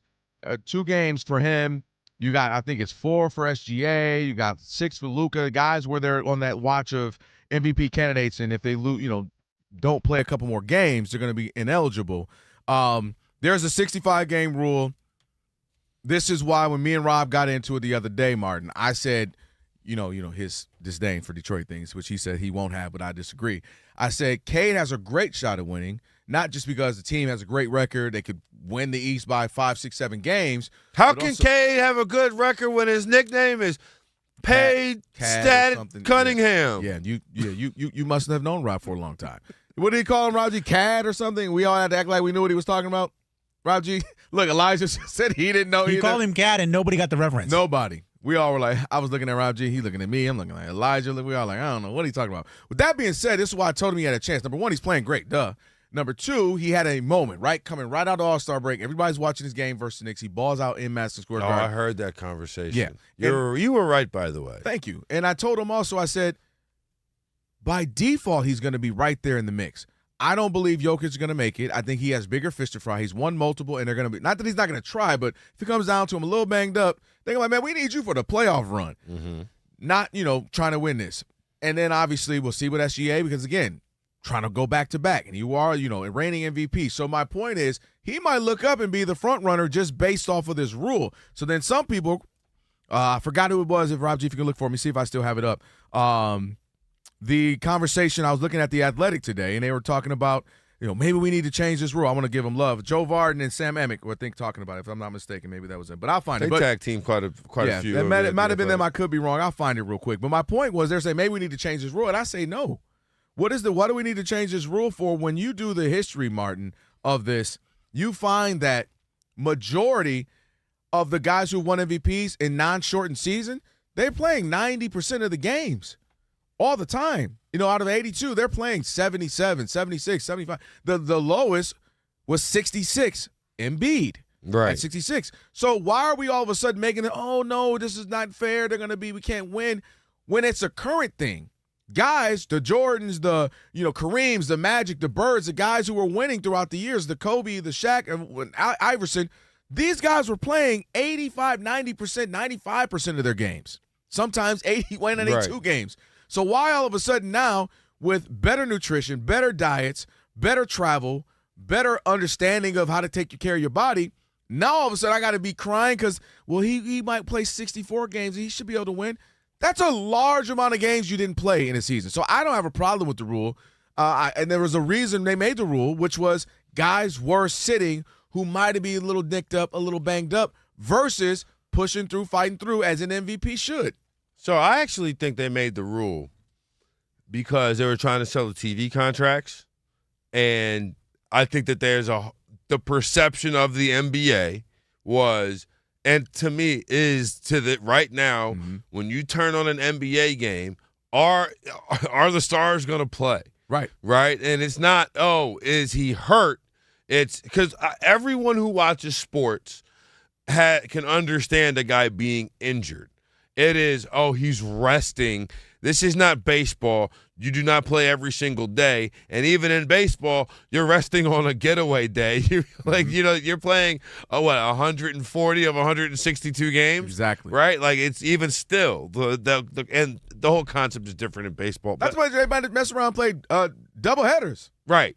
So, it's just a different idea. But for me, the MVP trophy having a 65-game minimum, whether it was to better sell your TV product or not, if it was just for that, this is a great unintended consequence. You should not be eligible for the MVP if you miss a quarter of the season. You just should not. Because does this mean, does the MVP go to the best player every single year? Obviously not. Clearly not. At no time in history has the MVP just been wrote, the best player in the league gets the MVP. Otherwise, you'd be the best player reward. Well, Michael Jordan only has 5. We know there should be at least 8 or 9. Again, LeBron James was asked about Jaylen Brown's MVP. Now, obviously, LeBron's not in the conversation right now, but there was you picked the year of 27-7-7 as a 1 or 2 or 3 seed where LeBron had a great argument, right? And then he was getting kind of forgotten about down that stretch, 10 years ago or whatever. I know it's been so long, it's hard to even remember some of the times. But, no, the MVP should have a level of participation award. You got to be there. Valuable. You have to be there. What makes you valuable is dependency. I can depend on you. You're going to show up and you're going to do exactly what you do night in, night out. It's 82-game season. Don't expect you to play 82, but you can give me 75. You can give me, fine, you gave me 72. You set out 10. I gave you double-digits games. That's fine. But a part of what made you valuable was your dependability and your availability. So the idea that, no, we need to change it, that's not fair. When I just told you, if you look at the last 40 years of the NBA, none of these guys were playing 67, 68. It was 70, 72, 80, 79 games. Like I mentioned, the lowest we've had in the non-shortened season was Embiid, who just barely made it with the 66 a few years back. So I absolutely don't believe it was necessary to try to change this rule because Jokic might be out of this or because So I got it right here. Wemby might be out of this. Shea's missed 11 games, Jokic 16, Wemby 14, and Luka 12. So those are the guys that are right on the line. Now, I'm just looking at this list. I think that everybody here has a solid MVP candidacy, a solid argument as such. But when I look at Cade Cunningham, who's the best player on his team, the primary offensive engine, and available for literally more than – these other guys are unavailable more than double him, right? He's only missed 6 games. I look at Jaylen Brown, who has missing – the guy that was it was 1A, 1B, 1 or 2, however you look at it. Jaylen Brown's missing his best player. Guess what? 6 games missed. They're right atop the Eastern Conference or, 2 or 3 and a surprise right that there. we think might have been that high. So, for me, I'm perfectly okay if Jokic misses another MVP or Shea isn't able to repeat because they didn't play enough. It's not even a debate for me. It's not a crime. Why am I giving a guy a trophy who plays 62 games or 63 games? It doesn't make any sense to me. The thing I will say, I don't care for in the All-NBA rankings. I think you should be able the threshold should be a little lower. That's a fair point because it's this one comes down to a singular guy. Yes. Not I got to come up with 15 guys. Right. And I think that you could be making an argument that, no, hold on, bro, because like 55 games of Wemby was more valuable than X player. But no player at 50 games or 60 games is more valuable than somebody who has a equal or around that same talent who plays 82. It's just not possible. No need to change it. To me, they made sense because guys were low managing. You talk about TV deals. You talk about just the perception of the NBA. Do you understand what I'm saying? Because it's like you can't sell. You can't sell. I don't want to buy a product for billions of dollars when the main reason why I would buy. It's like going to your favorite burger spot and every time you go, they're always out of that burger. Like I'm going for the double-double. Oh, we don't have any beat. We ain't got no bread. Especially if I'm watching this, if it's week 4 NFL season and it's Spurs, Lakers, and Wemby's not playing, I'm watching Netflix, bro. Like I only have so many hours in a day, and I'm trying to stay married here. I got to watch. The TV is not a democracy. You only get a few moments. You better enjoy it. Hey, A.J. Brown, what's the latest? Nick Sirianni has some words about him. We'll tell you what that is on the other side of what's trending with Monty Bolaños.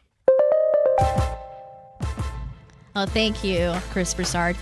We'll start in the NBA. I know, it's just so funny. We'll start in the NBA where the Pistons have outscored the Thunder in the second quarter 19-8. They are still down by 1 at home. 42. I told you, Martin. You did say it. You said it. 42-41 with about 4 minutes to go in the first half. Also late in the second quarter, the Spurs are up on the Raptors 48-43. Dylan Harper leading the way. He's got 13 points. The Warriors are shooting above 50% from the field, including from the three-point line, and they lead the Grizzlies 68-45 late in the second quarter. It's late in the first quarter in Houston, where Kevin Durant has 9 points, and the Rockets lead the Kings 26-21. But Russell Westbrook, because I think he's the only one playing for Sacramento, he's got 16 points, and it's late in the first quarter. Also late in the first quarter, the Bucks are up on the Cavaliers 31-27. Kyle Kuzma, he's got 8 points. In men's college hoops, with about 10 minutes to go, last I checked, St. John's had made 11 out of 42 shots from the field, 26%.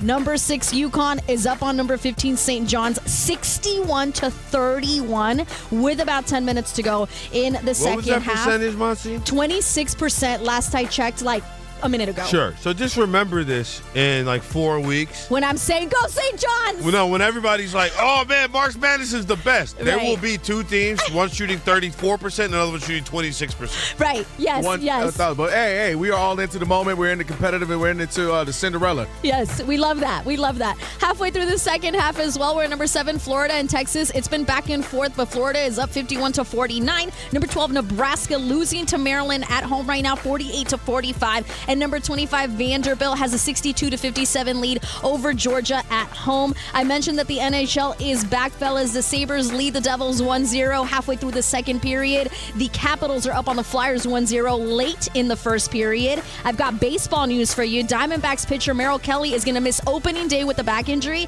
and there is no timetable for his return. The Yankees announced that they're retiring CC Sabathia's number 52 and honoring him with a plaque at Monument Park on September 26th. And lastly, here in college football. Wow. College football. So he would have said that. Cincinnati sued former quarterback Brendan Sorsby in federal court today, alleging he breached his NIL contract with the Bearcats when he refused to pay a $1 million exit fee after he transferred to Texas Tech. So they're suing him for $1 million. What would you do if somebody sued you for $1 million? I'd laugh. That's hilarious. I'm running. I'm laughing. That's out. Hilarious. I'm Forrest Gump. No, you ain't got to run. No, listen, suing somebody and them actually, even if they win, getting the money is 2 totally different things. Right. You can sue somebody, and they can be the Magic Johnson. I ain't going to be here. You ain't going to get it. That's what I said. I'm out here like Forrest Gump. You ain't going to see me. Nah, we got to just appeal that. Just laugh. We got to just appeal that. Monty, thank you. Just. Odd couple, Kelvin Washington, Martin Weiss in for Rob on a Worship Wednesday. We got One's Got to Go coming up in about 10 minutes or so right now. Rob G, bring you in here. You want to talk about making an appeal? Yeah, exactly. A whole lot of NBA conversations, but also some football too. Nick Sirianni has some things to say about his star receiver, A.J. Brown. Yeah, what's crazy is because about a week ago, their GM, Howie Roseman's like, you know what? You can't get rid of good players. They're hard to get. A.J. Brown going nowhere. Well, Nick Sirianni met with the media yesterday. They asked him kind of around about the same thing. Here's what he said. Started off good enough. As Howie said, it's hard to get good players in this league. AJ is a great player. AJ is a good teammate. AJ is a good person. Does he want to be here? Yes. Do I want him to be here? Yes. Then they later say, well, is he going to be here next year? Well, will AJ be here next season? I think we're still in a good spot, but I can't guarantee how anything's going to go play out next season. Then he even said, I might not even be here. I think I'm going to be coaching next season, but you can't guarantee anything past tomorrow. That's when you know AJ's not going to be there, and he wanted to make sure, like, I just didn't know because I even put myself in it. Like, Nick, you know you're going to be there, and I don't believe AJ. I told you, Rob G, AJ Brown has to get out of town. It's just that point. It's just that time. And I'll tell you why. Is he a talent? Yes. And I believe he's more talented and more capable than what they haven't given him the opportunity to. But what's been strange about that team is the handful of games this year when he had multiple touchdowns or 100 yards, they didn't win most of those. They didn't win. And I don't like the way their team has been constructed. I would like to see them use Jalen Hurts more with his feet, run the ball more. I would like to see them run the ball more with, of course, Saquon. Or if they got, obviously, multiple running backs, run the ball more. Kind of the Rams situation where you're using Williams, using Corum as well.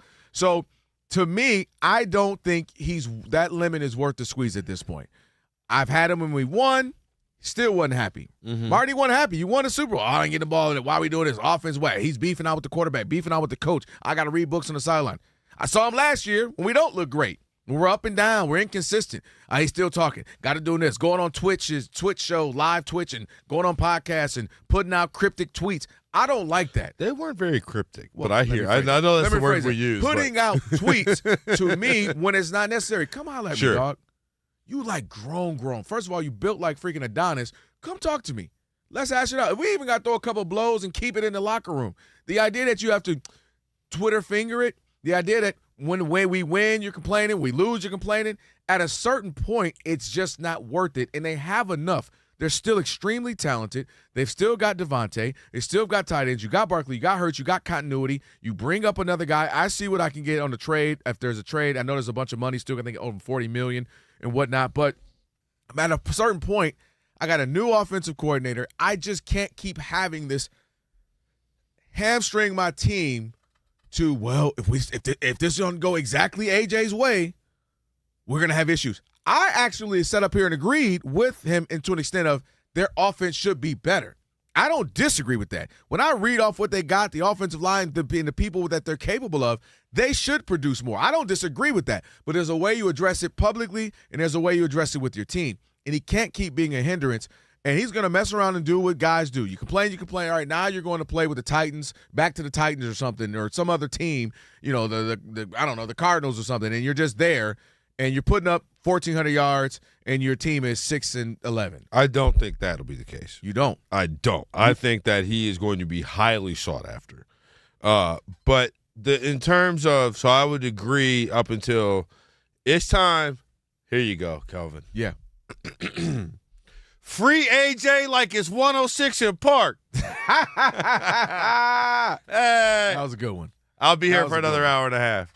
Somebody, yeah, it's a handful of people that's like, oh, yeah, shout out to Free. And AJ cut the dreads. I don't even know who he is no more. Listen, this is the reality of what A.J. Brown and the Philadelphia Eagles, what A.J. Brown seems to understand, I get it. And I feel like we have a lot of disconnects between like the tape watching community and like the take having community. Mm-hmm. They don't necessarily live together. They do not, but to a T, to a man, to a woman for that matter, everybody who I know that watches tape says Jalen Hurts does not throw the ball over the middle of the field. Right. No, that's facts. Now, I'm old enough to remember, again, a civilian here. I didn't play ball. A civilian. They cut me from the 8th grade team. So I said, I'm going pro in something other than sports. Well, I'm going to go here and talk about it. But I'm old enough to remember when Richard Sherman and Darrell Revis and the like were so good that they took away a third of the field. Right? And that was something that you talked about. Oh, you got to get a guy that can take away a third of the field. How is it that A.J. Brown seems to be, and the tape watchers, The only person that is like, yo, our quarterback does not throw to a third of the field. Our passing game needs to be better. And here's the other thing about just Jalen Hurts and the Philadelphia Eagles offense. Why is it that every single time it's the start of the new year, opening day, as they say in baseball, they got a new offensive coordinator? Since Jalen Hurts' daddy was his head coach, he has had a new offensive coordinator for every single opening day. Now, some of them get head coaching jobs. You know what the other ones do? You never hear from them again. You never hear from them again. So it's like, for whatever reason, when everything works in Philadelphia, everybody's like, I can't wait to get out of here. And when it doesn't, Jalen Hurts is still standing right there. And it's like, well, yeah, A.J. Brown, what's his issue? Remember that, and I get that they won a Super Bowl. Take nothing away from that idea. And yes, at the moment, not the best idea. It did not look the best that A.J. Brown is sitting there reading How to Become Your Own Master or whatever the hell on the sidelines, right? You know, self-help, you know, how to win friends and influence people on the sidelines. But Wright immediately asked about that. He said, what do we need to work on? The passing game. What is the outlier? If you look at the last 3 years of the Eagles, to me, the biggest outlier is that Saquon Barkley rushed for 2,000 yards. That's what covered up the passing shortcomings that they've had the last 3 seasons. And obviously, Saquon wasn't the same back he was this. You know, it's hard to have back-to-back 2,000-yard seasons. Just look at the history books. And all of a sudden, oh, well, can't have A.J. Brown. I think if A.J. Brown would be, like, I don't know where he lists on my top 10 receiver list, but it's not 12th. It's not 11. That's why I said he's more talented than what we've seen. However, this is the thing, though. I said, you heard me say, I even agree with the fact that they should be producing more, right? I said, dude, they should be. If I told you, if I listed off the name, let me get a Rolodex here, just name all these guys on this team, you would think they'd be averaging 32 points a game and they'd mess around and be, 13 and 4. Like, you'd think that. My issue is Jalen Hurts ain't going nowhere. So if LeBron is having a bad season, or if Luka or Steph or guys who are the guy, and you keep coming for that guy, I have to get rid of somebody because I can't really get rid of the guy. So that's the way you've approached it. You've left me no choice but to get rid of you because that guy ain't going nowhere. That guy might not be great. That guy might not be the top 8, 9, 10 quarterbacks, but that guy's won more than 9 out of the 10 you might name, just record-wise. Sure. And so there's no denying the win-loss record for Sirianni, Jalen Hurts, all of it. No denying it. And that's where it becomes difficult if you're AJ. I don't even fully disagree. I've just disagreed with the way he's gone about it. All right, one's got to go on the way. Free AJ like it's 106 Free in AJ. Park. That's a good one. I like that. One's got to go on the way. It is the Odd Couple. Martin's in for Rob, Kelvin Washington on a Worship Wednesday, Fox Sports Radio.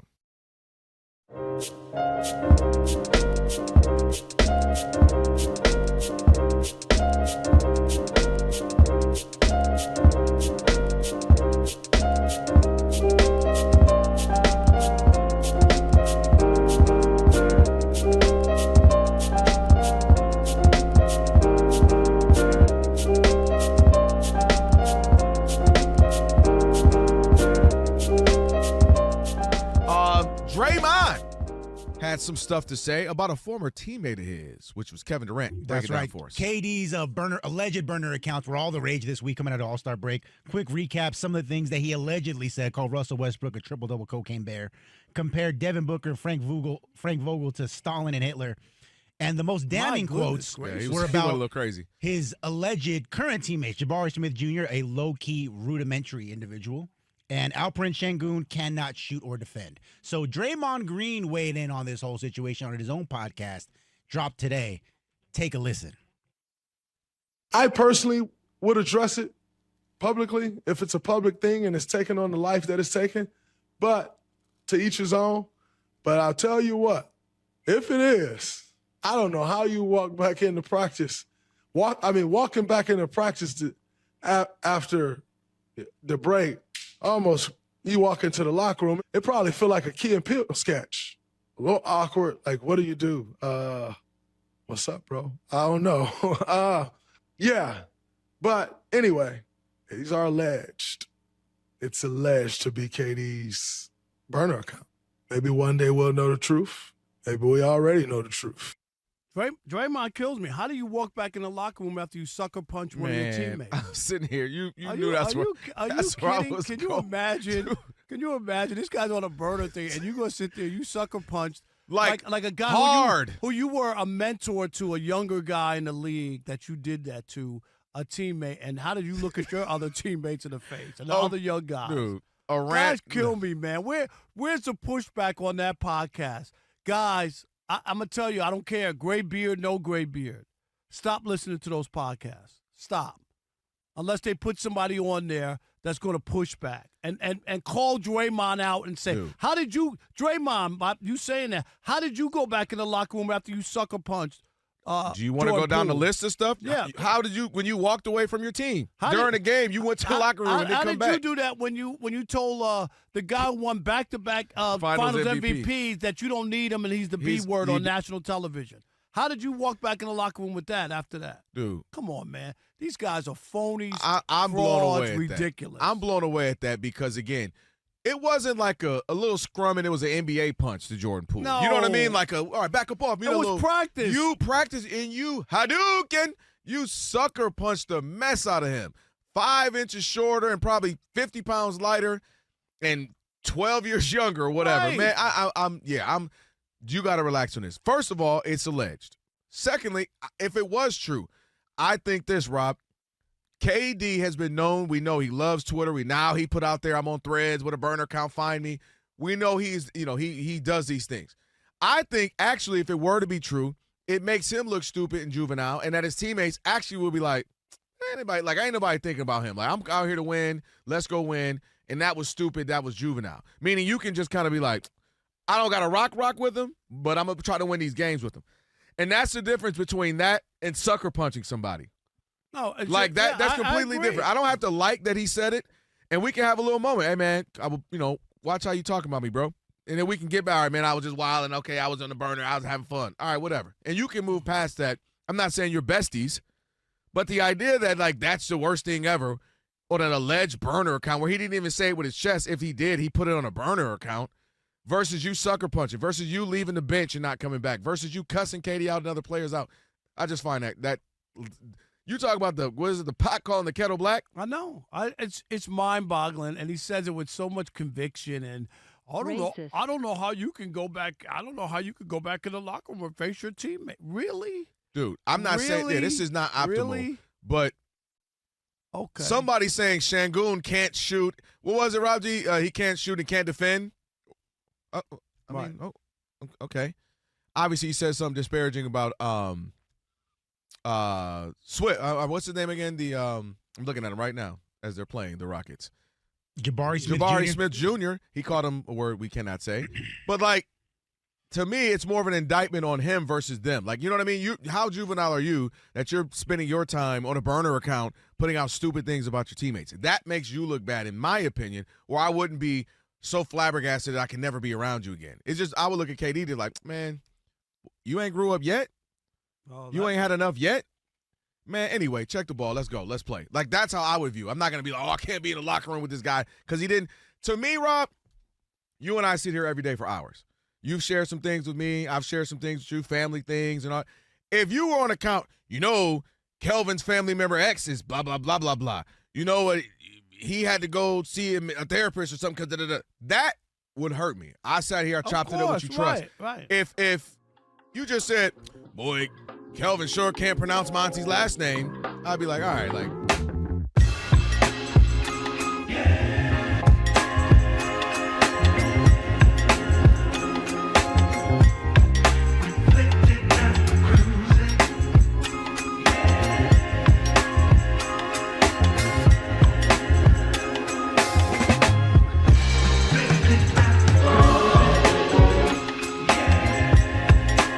Talk to Scott Shapiro because I sub on more Worship Wednesdays than anything. What you trying to say? I'm just trying. I want to know what Scott's trying to say. Is this a message? Lord? TV theme song Tuesday's been a thing of the past for me. It'd be Worship Wednesday. Yeah. Oh, this some Lecrae? All right. It is the Odd Couple. Kelvin Washington. Yes, Martin Weiss. Yes, he's here on a Worship Wednesday. Yes, brother. There's some messaging, but it's a message for all of us. We all need a little bit more. You need Jesus. We need a little bit more. For over 40 years, Tire Rack has been helping customers find the right tires for how, for what, and for where they drive. Ship fast and free, backed by free road hazard protection. With convenient installation options like mobile tire installation, TireRack.com. It is the way tire buying should be. It is now time for One's Gotta Go.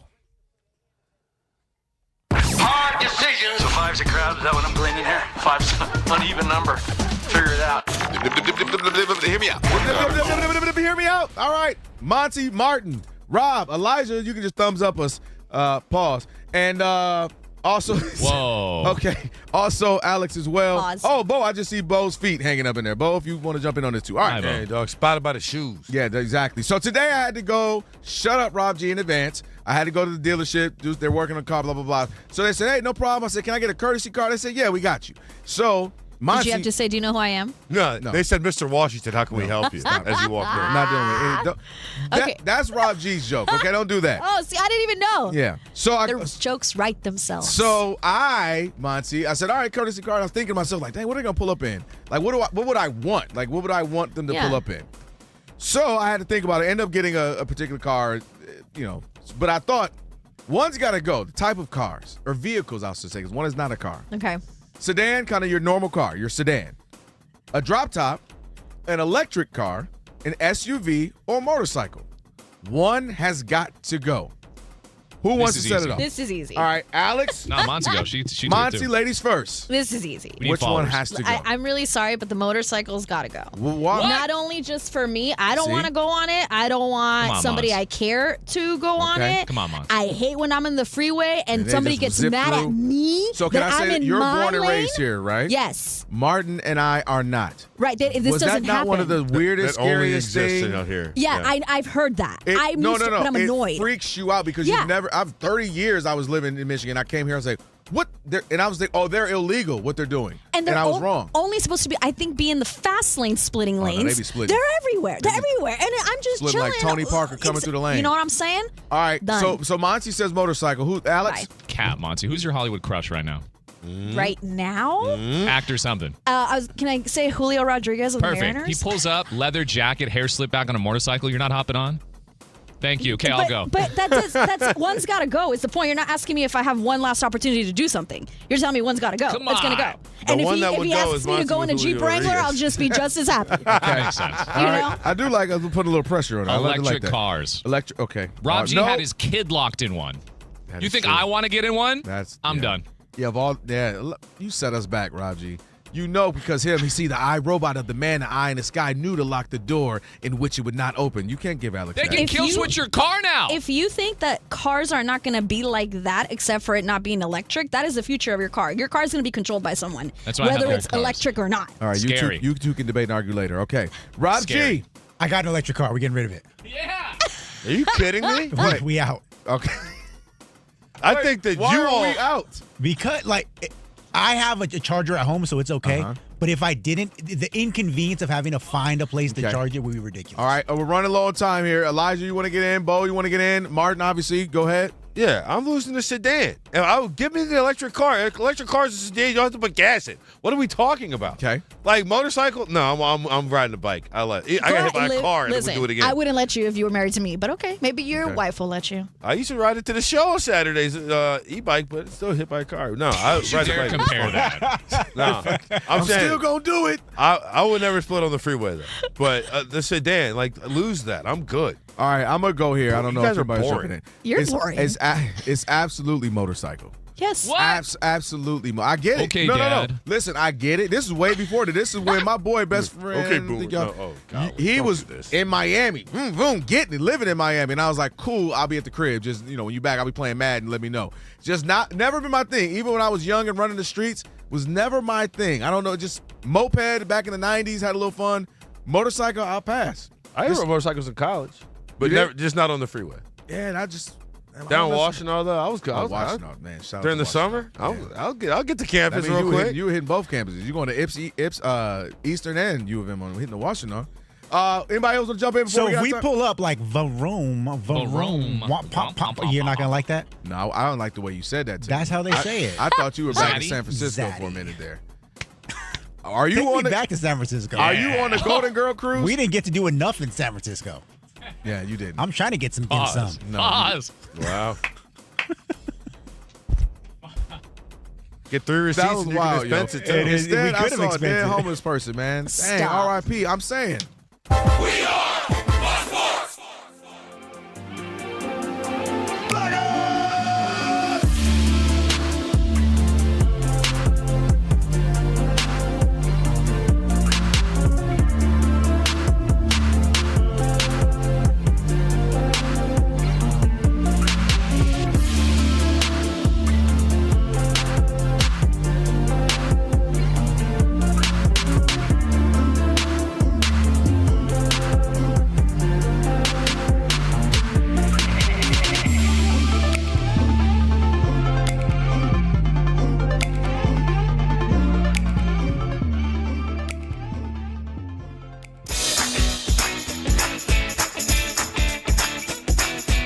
It's the Odd Couple. You know what time it is. It's your boys. Let's get it.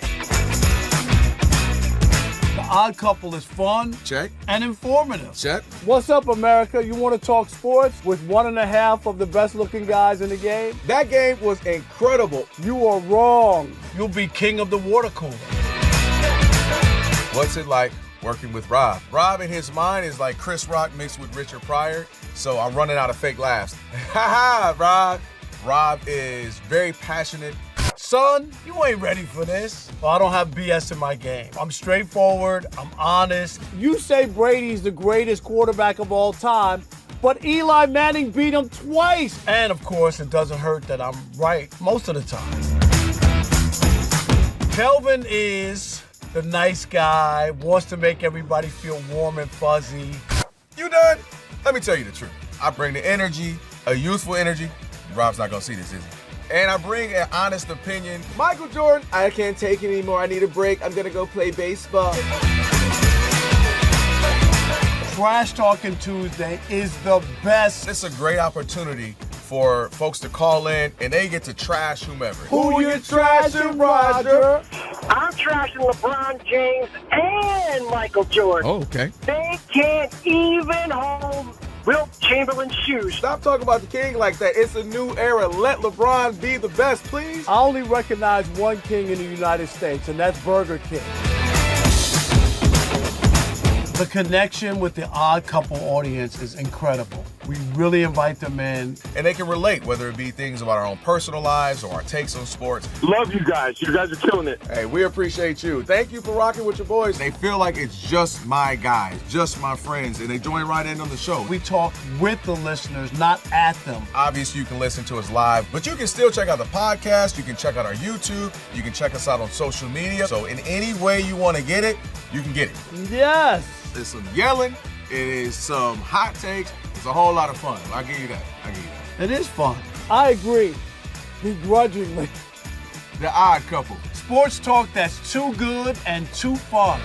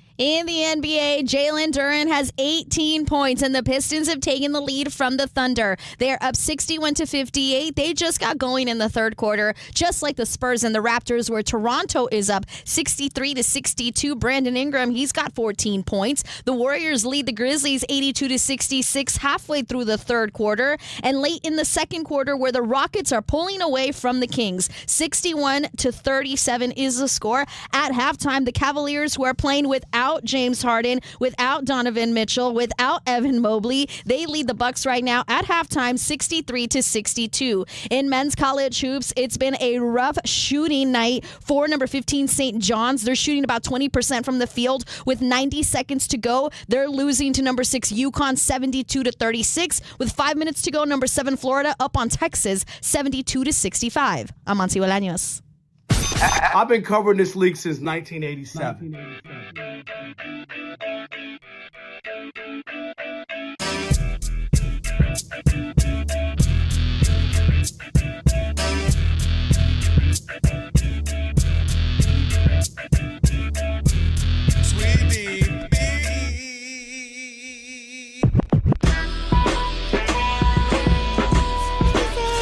Can this sports writer and this sports fan share a radio show without driving each other crazy? Now, live from the Fox Sports Radio studios, here's Fox Sports Radio's Odd Couple, Rob Parker and Kelvin Washington.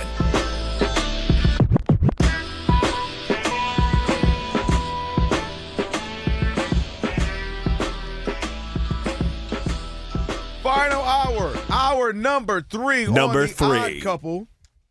Kelvin Washington, great show thus far. Martin Weiss in for Rob. Rob will be back tomorrow enjoying some cold weather out there in the East Coast. He's been speaking to kids at Syracuse, somewhere else. I forgot off the top of my head as well, but he's been having a great time. So he should be back as long as he can obviously get his travel situated. That's what a big ask these days, snowing buddy. and cold and all that going on out there on the East. So all the best to you out there embracing that. I can't lie. If you're looking at us on YouTube, you see I got a T-shirt on. It's 4 degrees today. It's been incredible weather out there. The air conditioning's on in here. It is very brisk. I can't lie on that. Yaron Weitzman, NBA reporter, author of A Hollywood Ending: The Dreams and Drama of the LeBron Lakers. We'll have him on here coming up in just a little bit. Last call as well. I wonder if me and him are related somewhere down the line. Listen, get on, what is it, Ancestry? Was that still a thing? 23andMe and all those? Well, didn't one of them get filed for a lawsuit or bankruptcy or something? Something happened to one of them. Back when whoever was named Dwight stopped also having like first names like Yaron in my family, I wonder where that split was. I bet, who knows? You never know. Small world. Hey, with iHeartRadio app, by the way, you can stream us wherever you happen to be. You can catch us and all of our Fox Sports Radio shows live 24/7 in the new and improved iHeartRadio app. Just search Fox Sports Radio in the app to stream us live all day, every day. And be sure to select Fox Sports Radio as one of your presets in the iHeart app, so it'll always pop up at the top of your screen.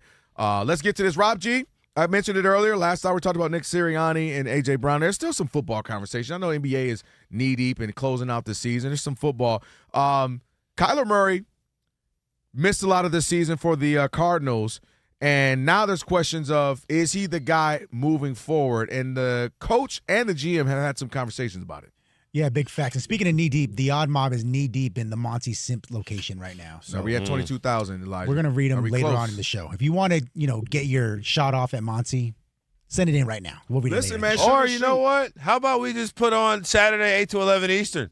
Nah. You know what? You know what? Instead of getting Monty in 2-minute segments, you get a whole 15 at a time, pal. Is it on YouTube? Elijah. Put the camera on us. Listen. Just saying that they want their visual, too. So listen, make sure you listen. Enjoy the show on Saturday, but I know they want them visuals right now. And they Monty really loves do. it. Look at her. Little blushing over there. All right, let's get to it, Let's Rob get G. back to it. Yes, football. Kyler Murray, of course, has had a tumultuous run, I'd say, with the Arizona Cardinals. Started off pretty hot. He's had some really high highs, but some incredibly low lows, probably the lowest point being the infamous Call of Duty clause in his contract. That might have been peak cinema right there in the world of football. But Jamarcus Russell level? It's right there. Yeah. It's right there. They're on par. They're eye to eye. But last week. Quit making height jokes, bro. You know, that is, yeah. That's a a contrast. Highs right to highs, lowest to lows, eye to eye. Come on. You're not slick. So, all right? All right. So their GM said earlier this week at the Combine that he and Kyler Murray have spoken. They talked about how last season unfolded, what the plan is moving forward, claimed that they are both on the same page. However, a source close to Kyler told ESPN that is not true, that we have not talked at all since the season ended. And in fact, it leads to further speculation that this whole thing is just a ruse and Kyler Murray will be out of Arizona with the quickness. Martin, you can go ahead. Yeah, your thoughts on this? Kyler Murray was out of Arizona. Because let me tell you something. Let me let you in behind the curtain. I never played again, but I've paid a lot of attention to this game over the last 20 years. I thought you were going to say you played a lot of Madden. No. But if a starting quarterback is healthy, he is going to play. Period. Stop. The moment Kyler Murray was off of injured reserve, and it's like, wait a minute, my foot is healthy. Wait a minute, my foot still hurts. It was, wait a minute, his career in Arizona is over. He will never take another snap as a member of the Arizona Cardinals. Period. Stop. They will, especially in today's NFL, where like Sean Payton made it okay to eat that money. Get out of here. It's over for Kyler Murray in Arizona. And it was over the moment Jacoby Brissett got that week 11, 12, 13, whatever week it was. When he got that start, once Kyler was cleared, it was over with. Period. Stop. New regime, even more over. Here's my thing. I think it is over for Kyler Murray, and I think Jacoby Brissett is what I'm calling him because I think he's going to be the bridge guy, the gap guy until they find their guy. I think he's 33 years old right now. Had a nice season for them. Had them in games that you probably like, well, how are they still competitive in this game? And also offensively, they were moving the ball much better with Jacoby Brissett is what I'm calling him because they went up about 50 to 60 yards per game and a whole 5-6 points per game with Jacoby Brissett. The offense looked crisp. They were getting the ball to their weapons. And again, they're not a great team, so they ended up losing some games, but they were right there in some of these games. They had a chance to win a few.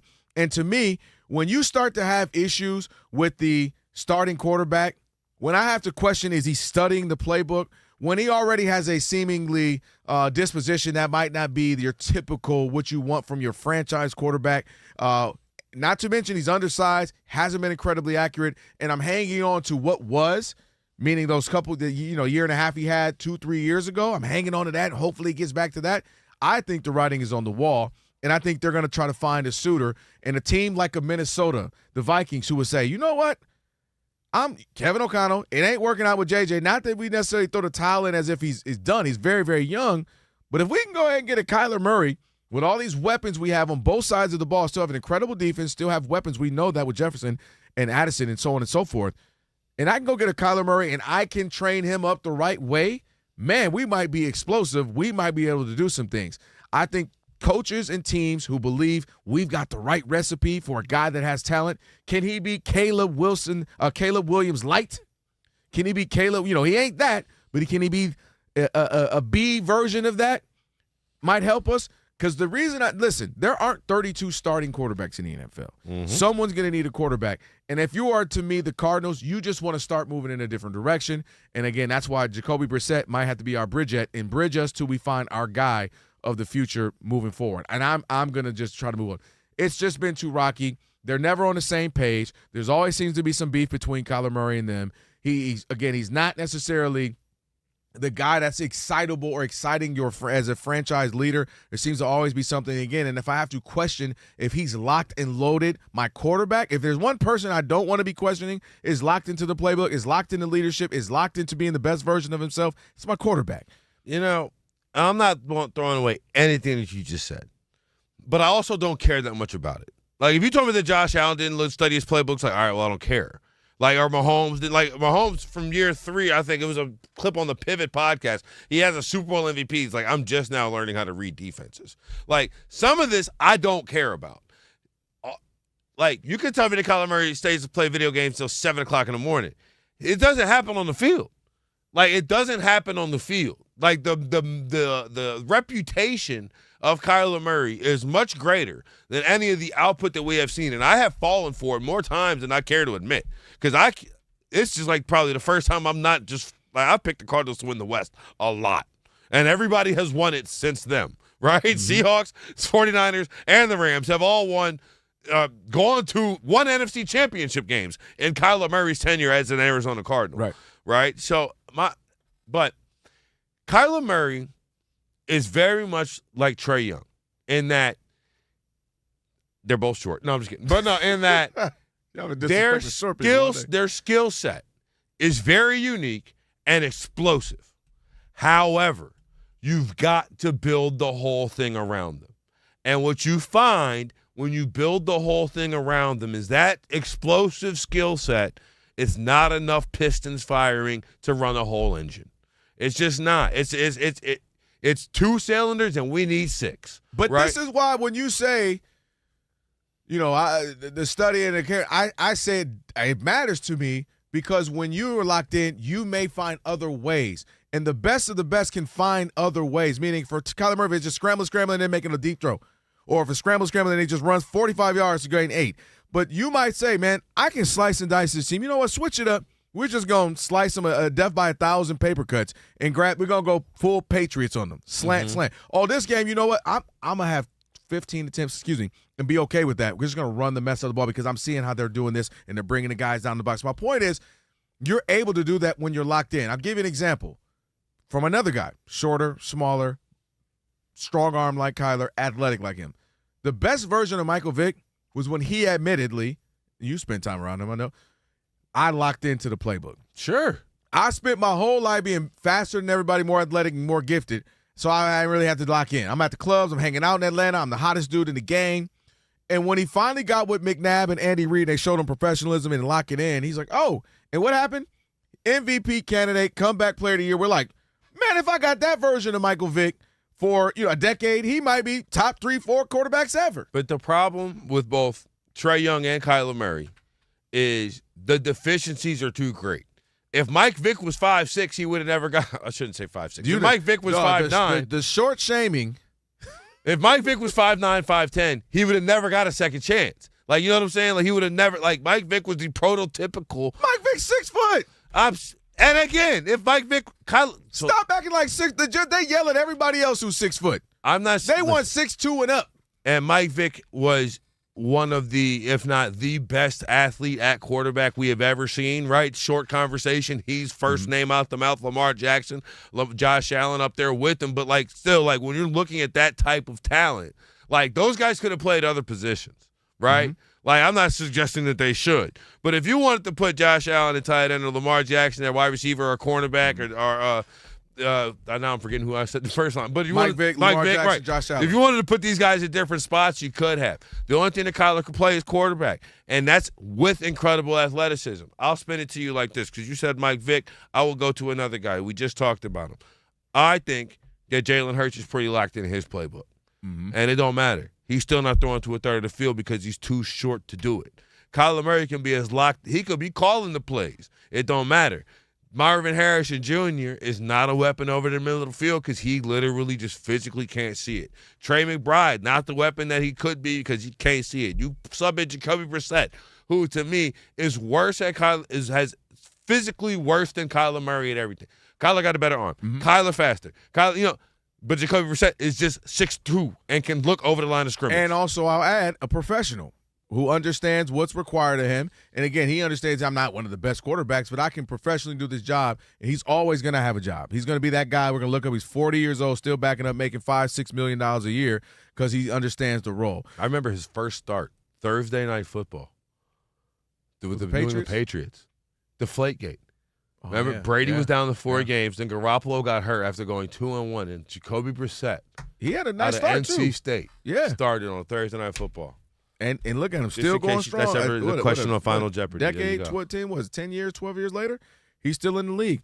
All right, on the way, 877-99 on Fox. You can jump in on this. Is Kyler Murray worth it? Do you want to keep him? Do you want to see if he can run it back and get back to what he used to be? Or do you feel like Jacoby Brissett can hold it down for a year or two till you get your guy? 877-99 on Fox. Martin and I will take a couple of calls on this. Don't forget we got Yaron Weitzman joining us as well. It's the Odd Couple on a Worship Wednesday. Stick with your boys, Fox Sports Radio.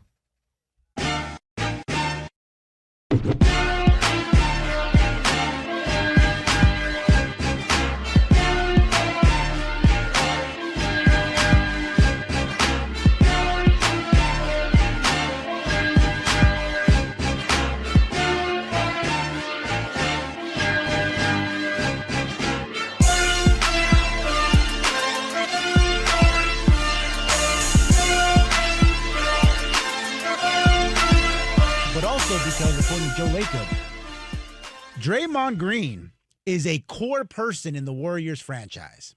And according to Joe Lacob, you don't just trade away a Draymond Green simply or easily. You do it if you have to, if you think you're getting a tremendous value. But long story short, Draymond means too much to this organization for us to just flippantly include him in any kind of trade talk. Yeah. You want to go first on this? Well, yeah, I'll just say it doesn't surprise me. Kind of with something you were alluding to, they have made all concessions for Draymond. Draymond has been the guy who's said things, who's walked off of benches, who's punched people, who's had to apologize left and right.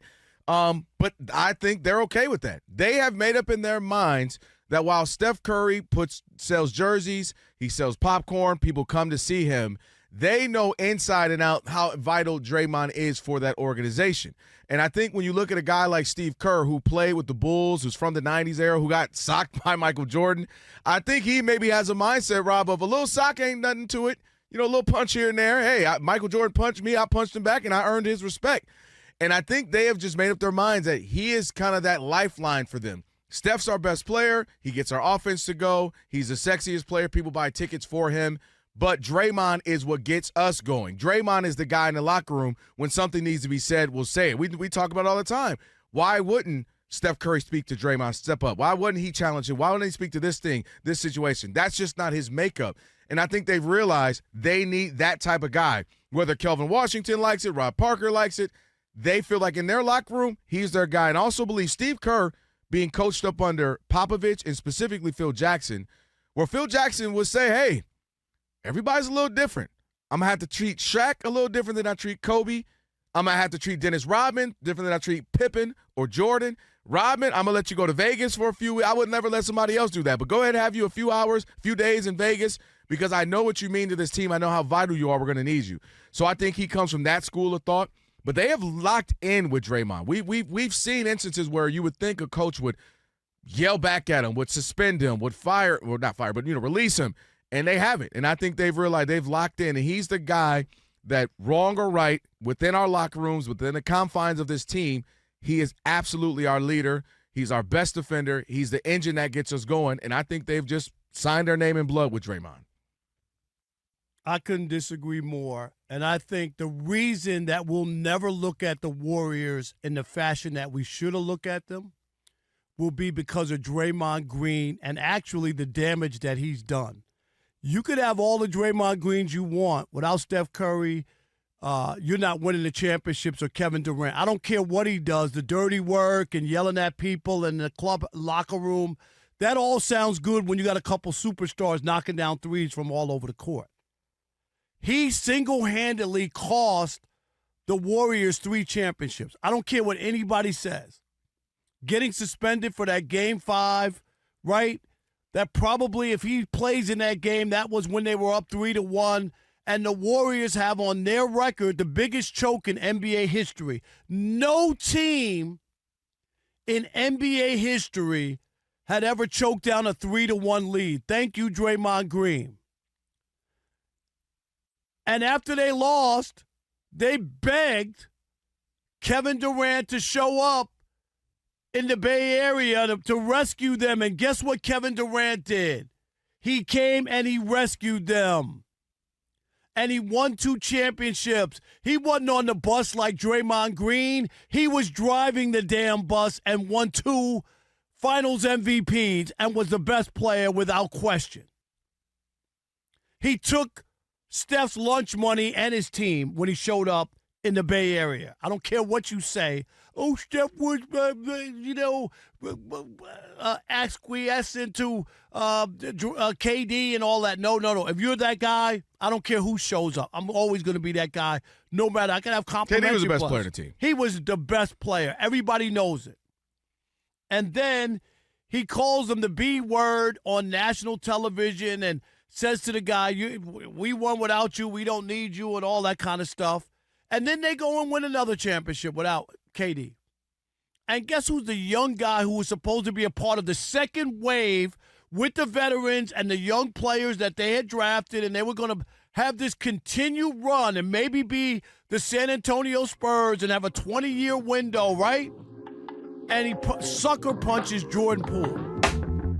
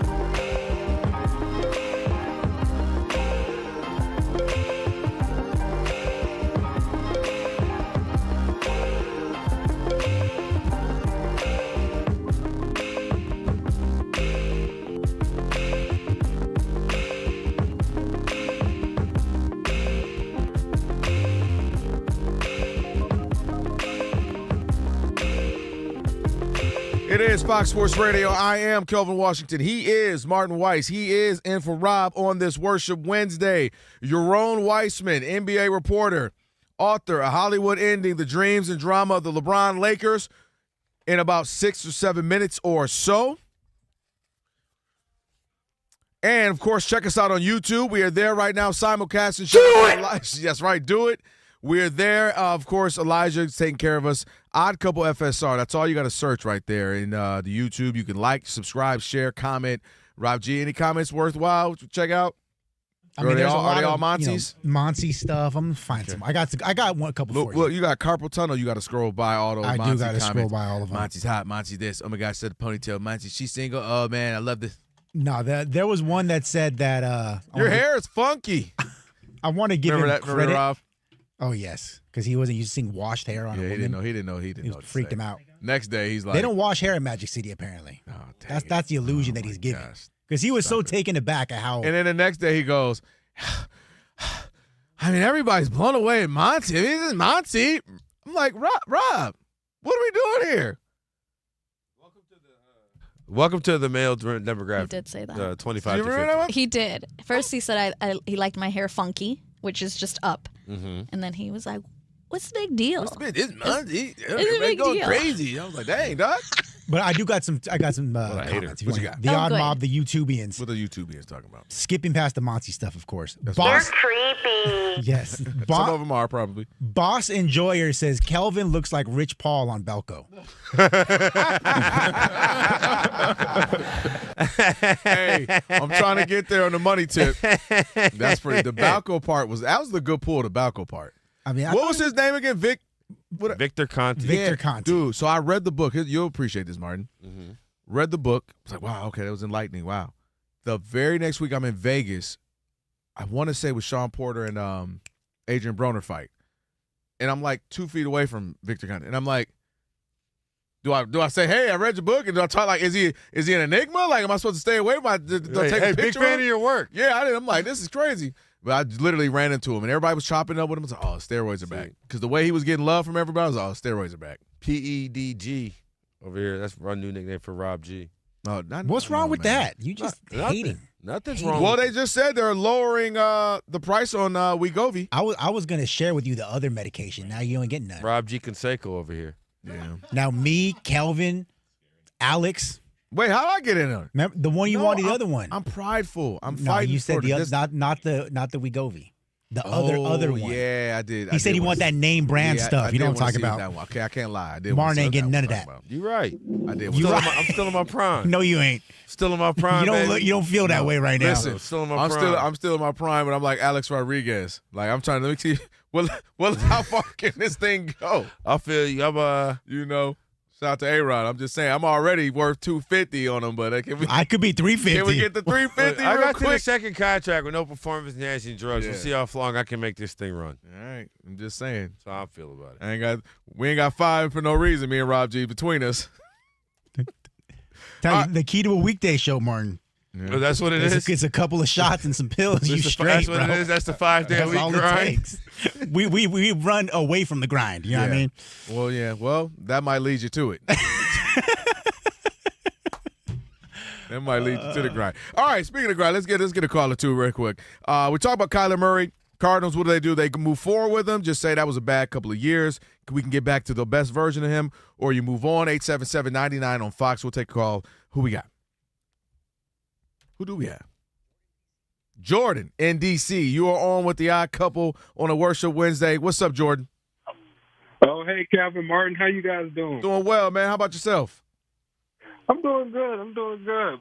But with the topic of Kyler, I think you got to move on because I think with his athleticism and how dynamic he can be, I think he'll always be the ultimate quarterback tease. Yep.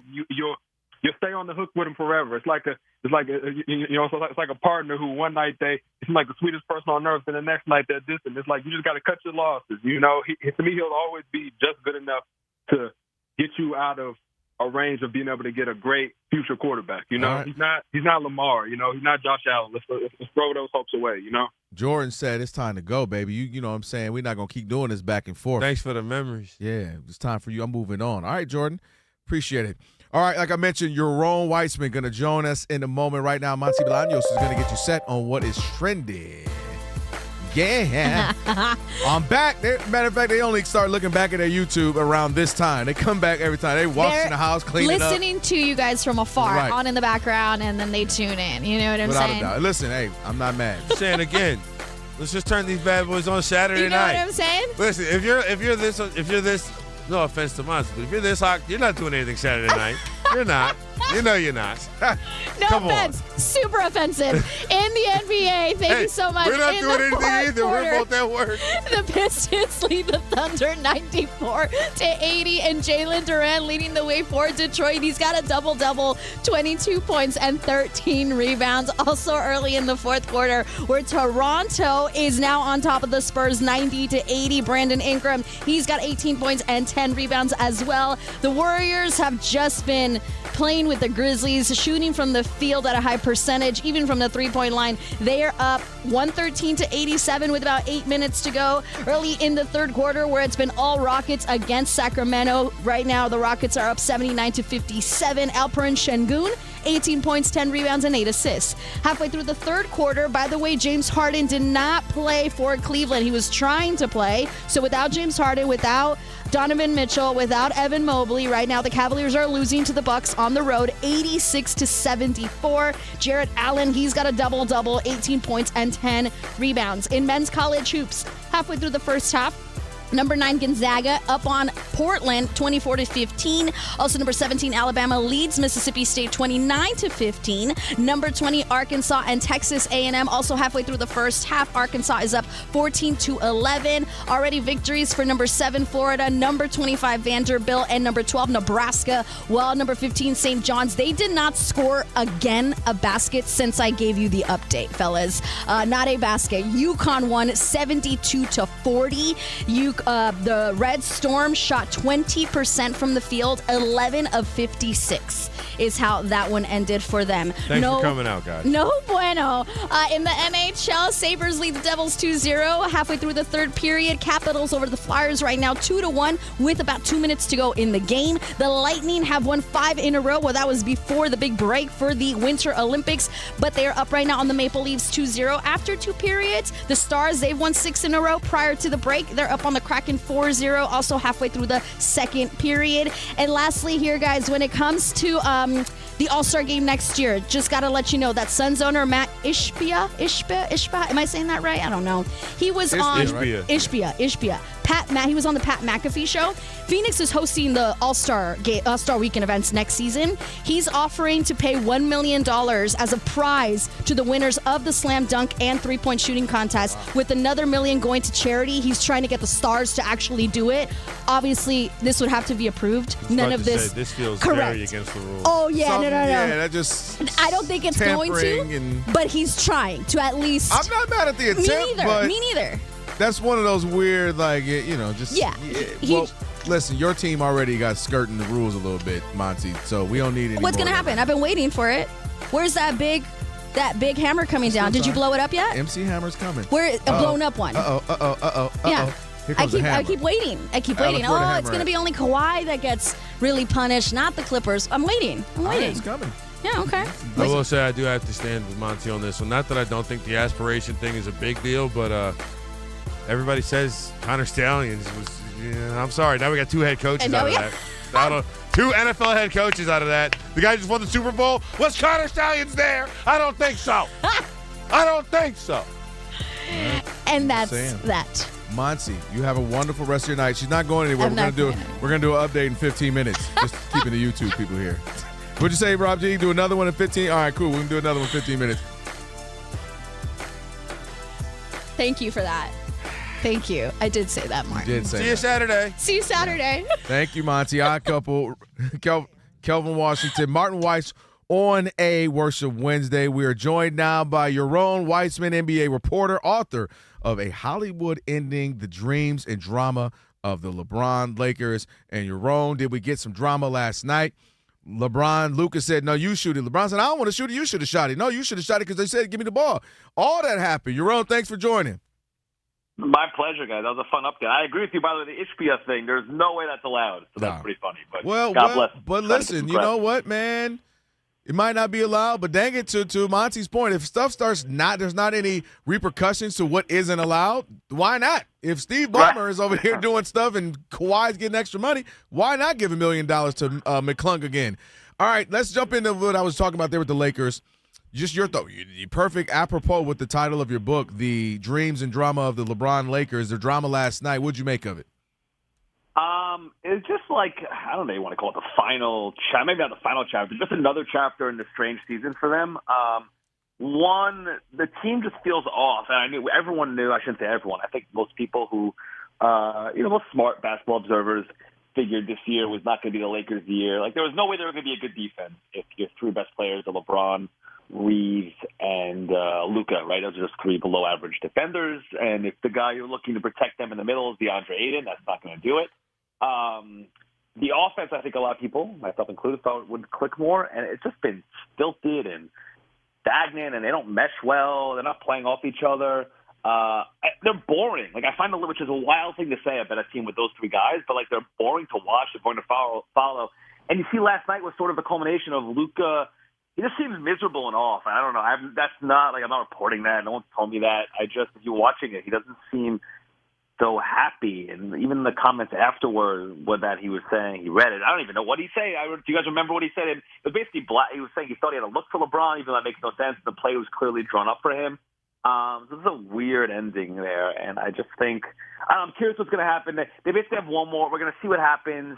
They've punted this year, which I guess is an interesting choice because you're blowing another year of a Luka prime. They're going to try to remake the team around him this summer.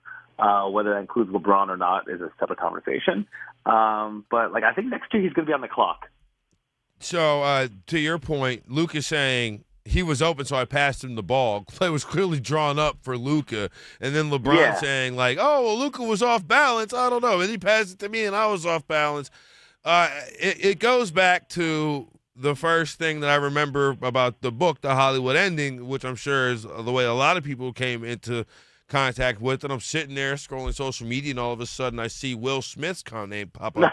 And so I bring that up, and you can talk about the Will Smith thing. I'll let you tell the story. You wrote it. You can tell it better than I can. But that, to me, illustrated LeBron runs this thing.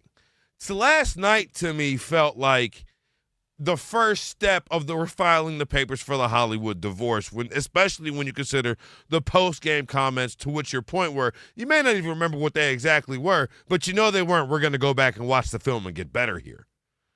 Yeah, actually, I agree. I'll push back a little bit. I actually think, it's not – the divorce papers were filed the second they got Luka, really. And honestly, even if you go earlier, so it's kind of been forgotten, but when they hired – J.J. Redick to be their head coach. This is before they get Luka, right? They hired J.J. Redick to be their coach. And if anyone goes back and watch that press conference, it's really interesting to watch because it is them talking about, and them meaning Rob Pelinka and J.J. Redick. And Rob Pelinka's talking about, we hired J.J. Redick because we want to build a program.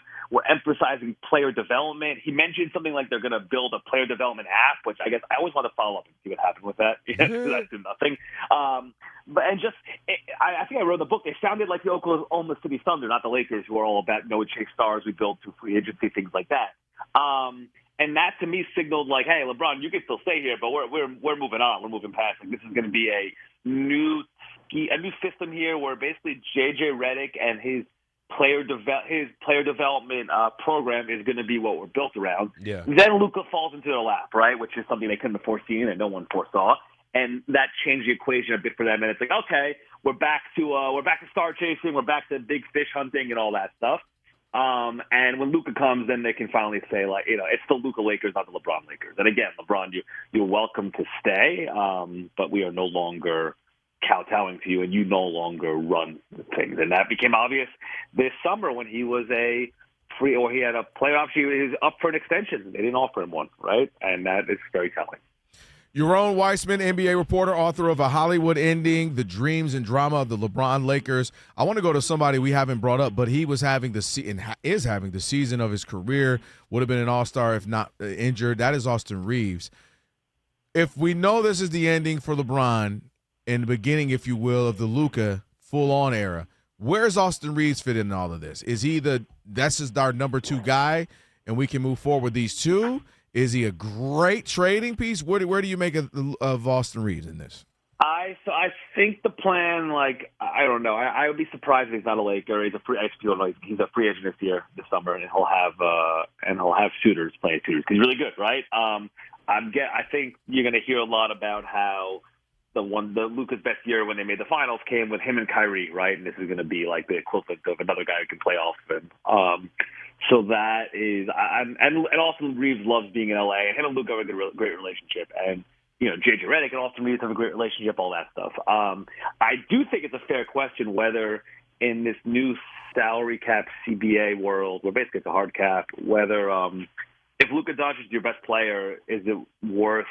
Do you want to devote the resources of another max contract to another player who's not a good defender? Right? I think that's a fair conversation to have. All that being said, it doesn't mean you don't want to lose Austin Reeves, even if you think of it as an asset. Like, that'd be silly to let him walk. So I'd be stunned if he's not back with the Lakers next year. Now, the book you wrote before the Hollywood ending, the LeBron Lakers book, Tanking to the Top, has been relevant conversation over the last few weeks.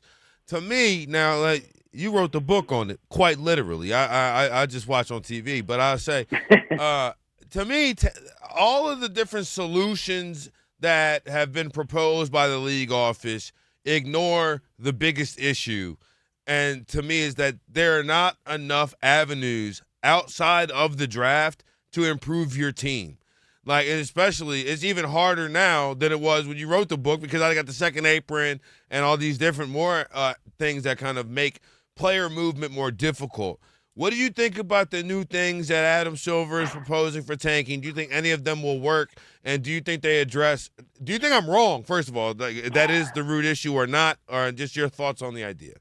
No, so you're not – I think to your point, and even further, it's that, and it's the nature of basketball where one player controls so much, right? And you need one of these all-time players, basically, historically, unless, an outlier here or there, but you need one of those guys to win a title, right? Or contend for a title. Right. And that's a thing. That's a trait, a characteristic that's unique to basketball, right? Not other sports. The closest thing would be a quarterback in football, but you can, with a good defense or whatever, you can make up for it somewhat. I don't know about these solutions. Like, I was talking to somebody with a team today, and they phrased it to me like this, that the NBA always seems to think that when they propose something, teams are going to react to it, that the proposed idea is going to cause teams to react in the way the NBA expects them to, or wants them to, I should say, right? Yeah. Meaning, like, you put in the play and you expect teams are going to chase it, and it turns out, you know what? You give the play in, but I kind of rather take a 15% shot at number one pick than, get my butt smacked in the 9-10 game to play in, right? Right. And on national TV. So I don't know. I'm concerned that they're going to end up with something more complicated that's hard to follow, which I think is always a mistake. Sort of like the play-in tournament, which can be fun. Not the play-in, the in-season tournament, where, like, everyone says fun, yet no one really knows what the hell's going on until it becomes like a regular schedule, right? No one knows who's in, who's out, like what is it? Is it play-in night? Is it not? I mean, to me, the answer is shortening the schedule. They said they're not going to do that. I just think that's the one thing that touches. If you list off all the issues, I don't always like saying all the problems the NBA has. I do still love the prize. I think it's a great sport and a great league, but there are issues. And if you mention the biggest ones, it's player participation, player health, tanking, regular season is not feeling like it has any oomph. If you put those all in a circle, shortening the schedule is the only one that sort of touches all of them, right? And I just think I'd like to see that conversation had more. What is the actual math of the money be given back? And are we sure people wouldn't be willing to sacrifice that for a greater long-term good? Yeah, I mean, I tell you, that's something and obviously they can't do it, but the idea of shrinking the league, instead of 30 teams, go down to 24 or something like that. Well, they're going to go the opposite. They're going to go expansion, right? So this is I do think finally it seems like they're willing to take some real look. I guess I'd say this. I hope between things they're looking at, like, let's actually look at some real things here as opposed to random Band-Aids that you think are going to work, and 3 years later you find out just created a whole new set of problems. No doubt. Hey, man, well, we appreciate it, man. All the best with the book and everything you got going. Yaron Weitzman, again, reporter of the NBA and author of A Hollywood Ending, Dreams and Drama of LeBron Lakers, and plus you got the other book, Tanking to the Top, and several books. You're doing great stuff, man. Continue the great work. Appreciate it. Thanks for having me on. All right, no doubt. And by the way, you can follow him, Yaron Weitzman, if you want to give him a follow on X. Martin, last call. It's that time, 877-99 on Fox, 877-99 on Fox. It's that time for last call. If you've been wanting to get in, could have had a chance to, this is your chance to do so. We want to hear from you next. It is The Odd Couple. Martin's in for Rob, Kelvin, Washington on a Worship Wednesday, Fox Sports Radio. It's last call time on The Odd Couple. If you had a take and couldn't get in all show, here's your chance. Your call's important to us. Call us at 877-99 on Fox. Hurry up. Rob and Kelvin got to get out of here.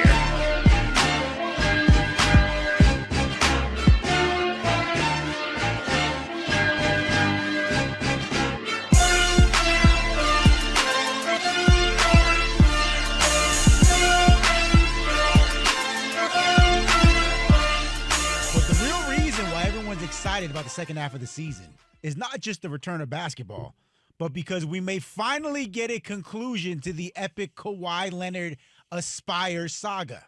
According to The Athletic's Sam Amick, the NBA had been prolonging their decision on this investigation, even though they said the investigation is ongoing. They've been prolonging it until after the All-Star break because, as you know, the All-Star game was at Intuit Center, or the Intuit Dome, home of the Clippers. They didn't want to really embarrass Steve Ballmer and do it before then and have everyone show up to his building and have it be real awkward. So according to Amick, now that the All-Star game has come and gone, the league is prepared, or the speculation is that the hammer could be dropped very soon. And by the hammer being dropped, we're talking draft picks taken away, massive fine, possible suspension for Steve Ballmer, and the granddaddy of them all, the voiding of Kawhi Leonard's massive contract. Here we go. Is this on? I want you to hear this very loudly and clearly. Okay, what you got? The NBA can drop the hammer all it wants, and I'm okay with it if they have the evidence and the goods, but that hammer better be hitting Steve Ballmer and the front office, and it better not touch Kawhi Leonard. Kawhi Leonard is the victim in this whole mess. He is the victim. He's not the problem, Kelvin Washington. Okay. He is not and should not be the focal point. Because guess what? Kawhi Leonard could ask for whatever he wants to ask. He has that right. Even if it's against the rules, he can ask for anything. It is the responsibility of the organization and the owner to say to Kawhi Leonard, we want you to play here, but guess what? We play along the rules. That's what kind of organization. We can't do this for you. Do we want you? Yes. Will we pay you as much as we can, the most? Yes. Don't make Kawhi Leonard the bad guy here. The bad guys are the guys who knew what the rules were and decided to go against them. Throw the hammer at Steve Ballmer. Throw the hammer at the Clippers. Do whatever you want to do. Kawhi Leonard should get no penalty. They can void his contract and say be a free agent. If they do that, do it ASAP so he can continue this unbelievable year he's having and go join another team. Clippers made the mistake. The Clippers are the ones who broke the rules that they knew were laid out by the NBA. I don't care what Kawhi asked for. Kawhi is the victim. Get this through your head. It's not the other way around. Kawhi is not the bad guy, and that's what the NBA should do. Come down hard on Ballmer and the Clippers. You know what I just found out? That you did smuggle some bottles back. You've been sipping, and dang it, Rob G, when have you ever seen him drink something that's not like already in a lemonade or something in a bottle? I know you got wine in there. You have been sipping the sauce. I ain't buying nothing you told me.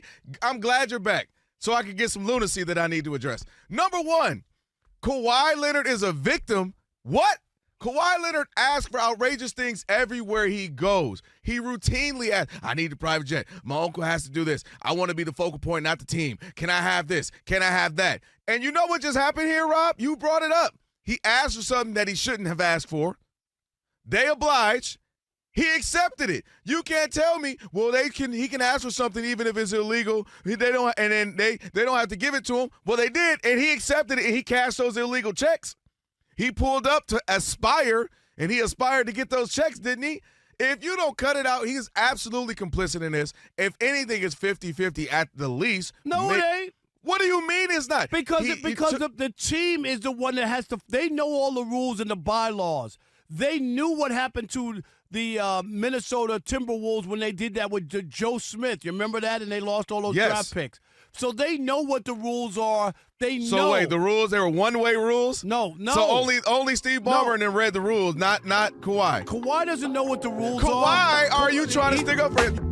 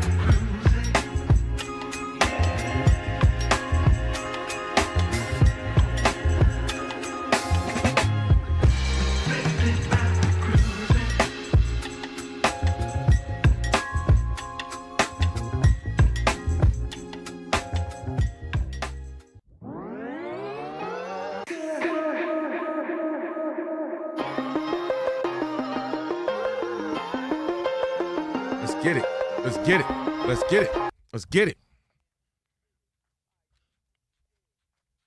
Fox Sports Radio, we getting it. It's the Odd Couple, Kelvin Washington, Martin Weiss, one more time for us on this Worship Wednesday.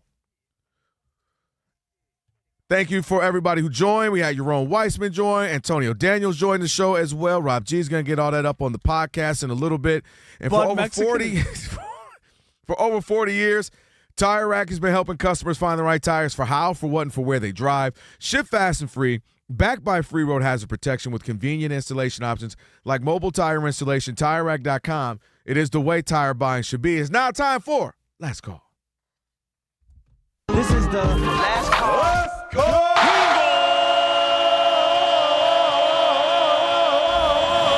It's last call time on the Odd Couple. Last call. Who we got? We got Trent in, what is it? Wichita. Trent in Wichita. You are the last call.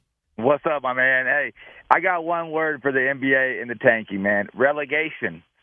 You got a G League. What in the Ted Lasso is going on? Right. I'm just telling you, man. Like, if you're limited, you have like a 24-team NBA league, and then another like a 16-team or whatever G League that are actually real teams in there because they're getting relegated. The bottom six or whatever, bottom four, you get relegated, and the top four or top six in the other league get bumped up, and they'll play to win. Because you don't want to get relegated. I know the owners aren't going to like it, but that's what you got to do to Trent, win. I got to ask you, just excuse my ignorance. You know way more about football with the U than I do.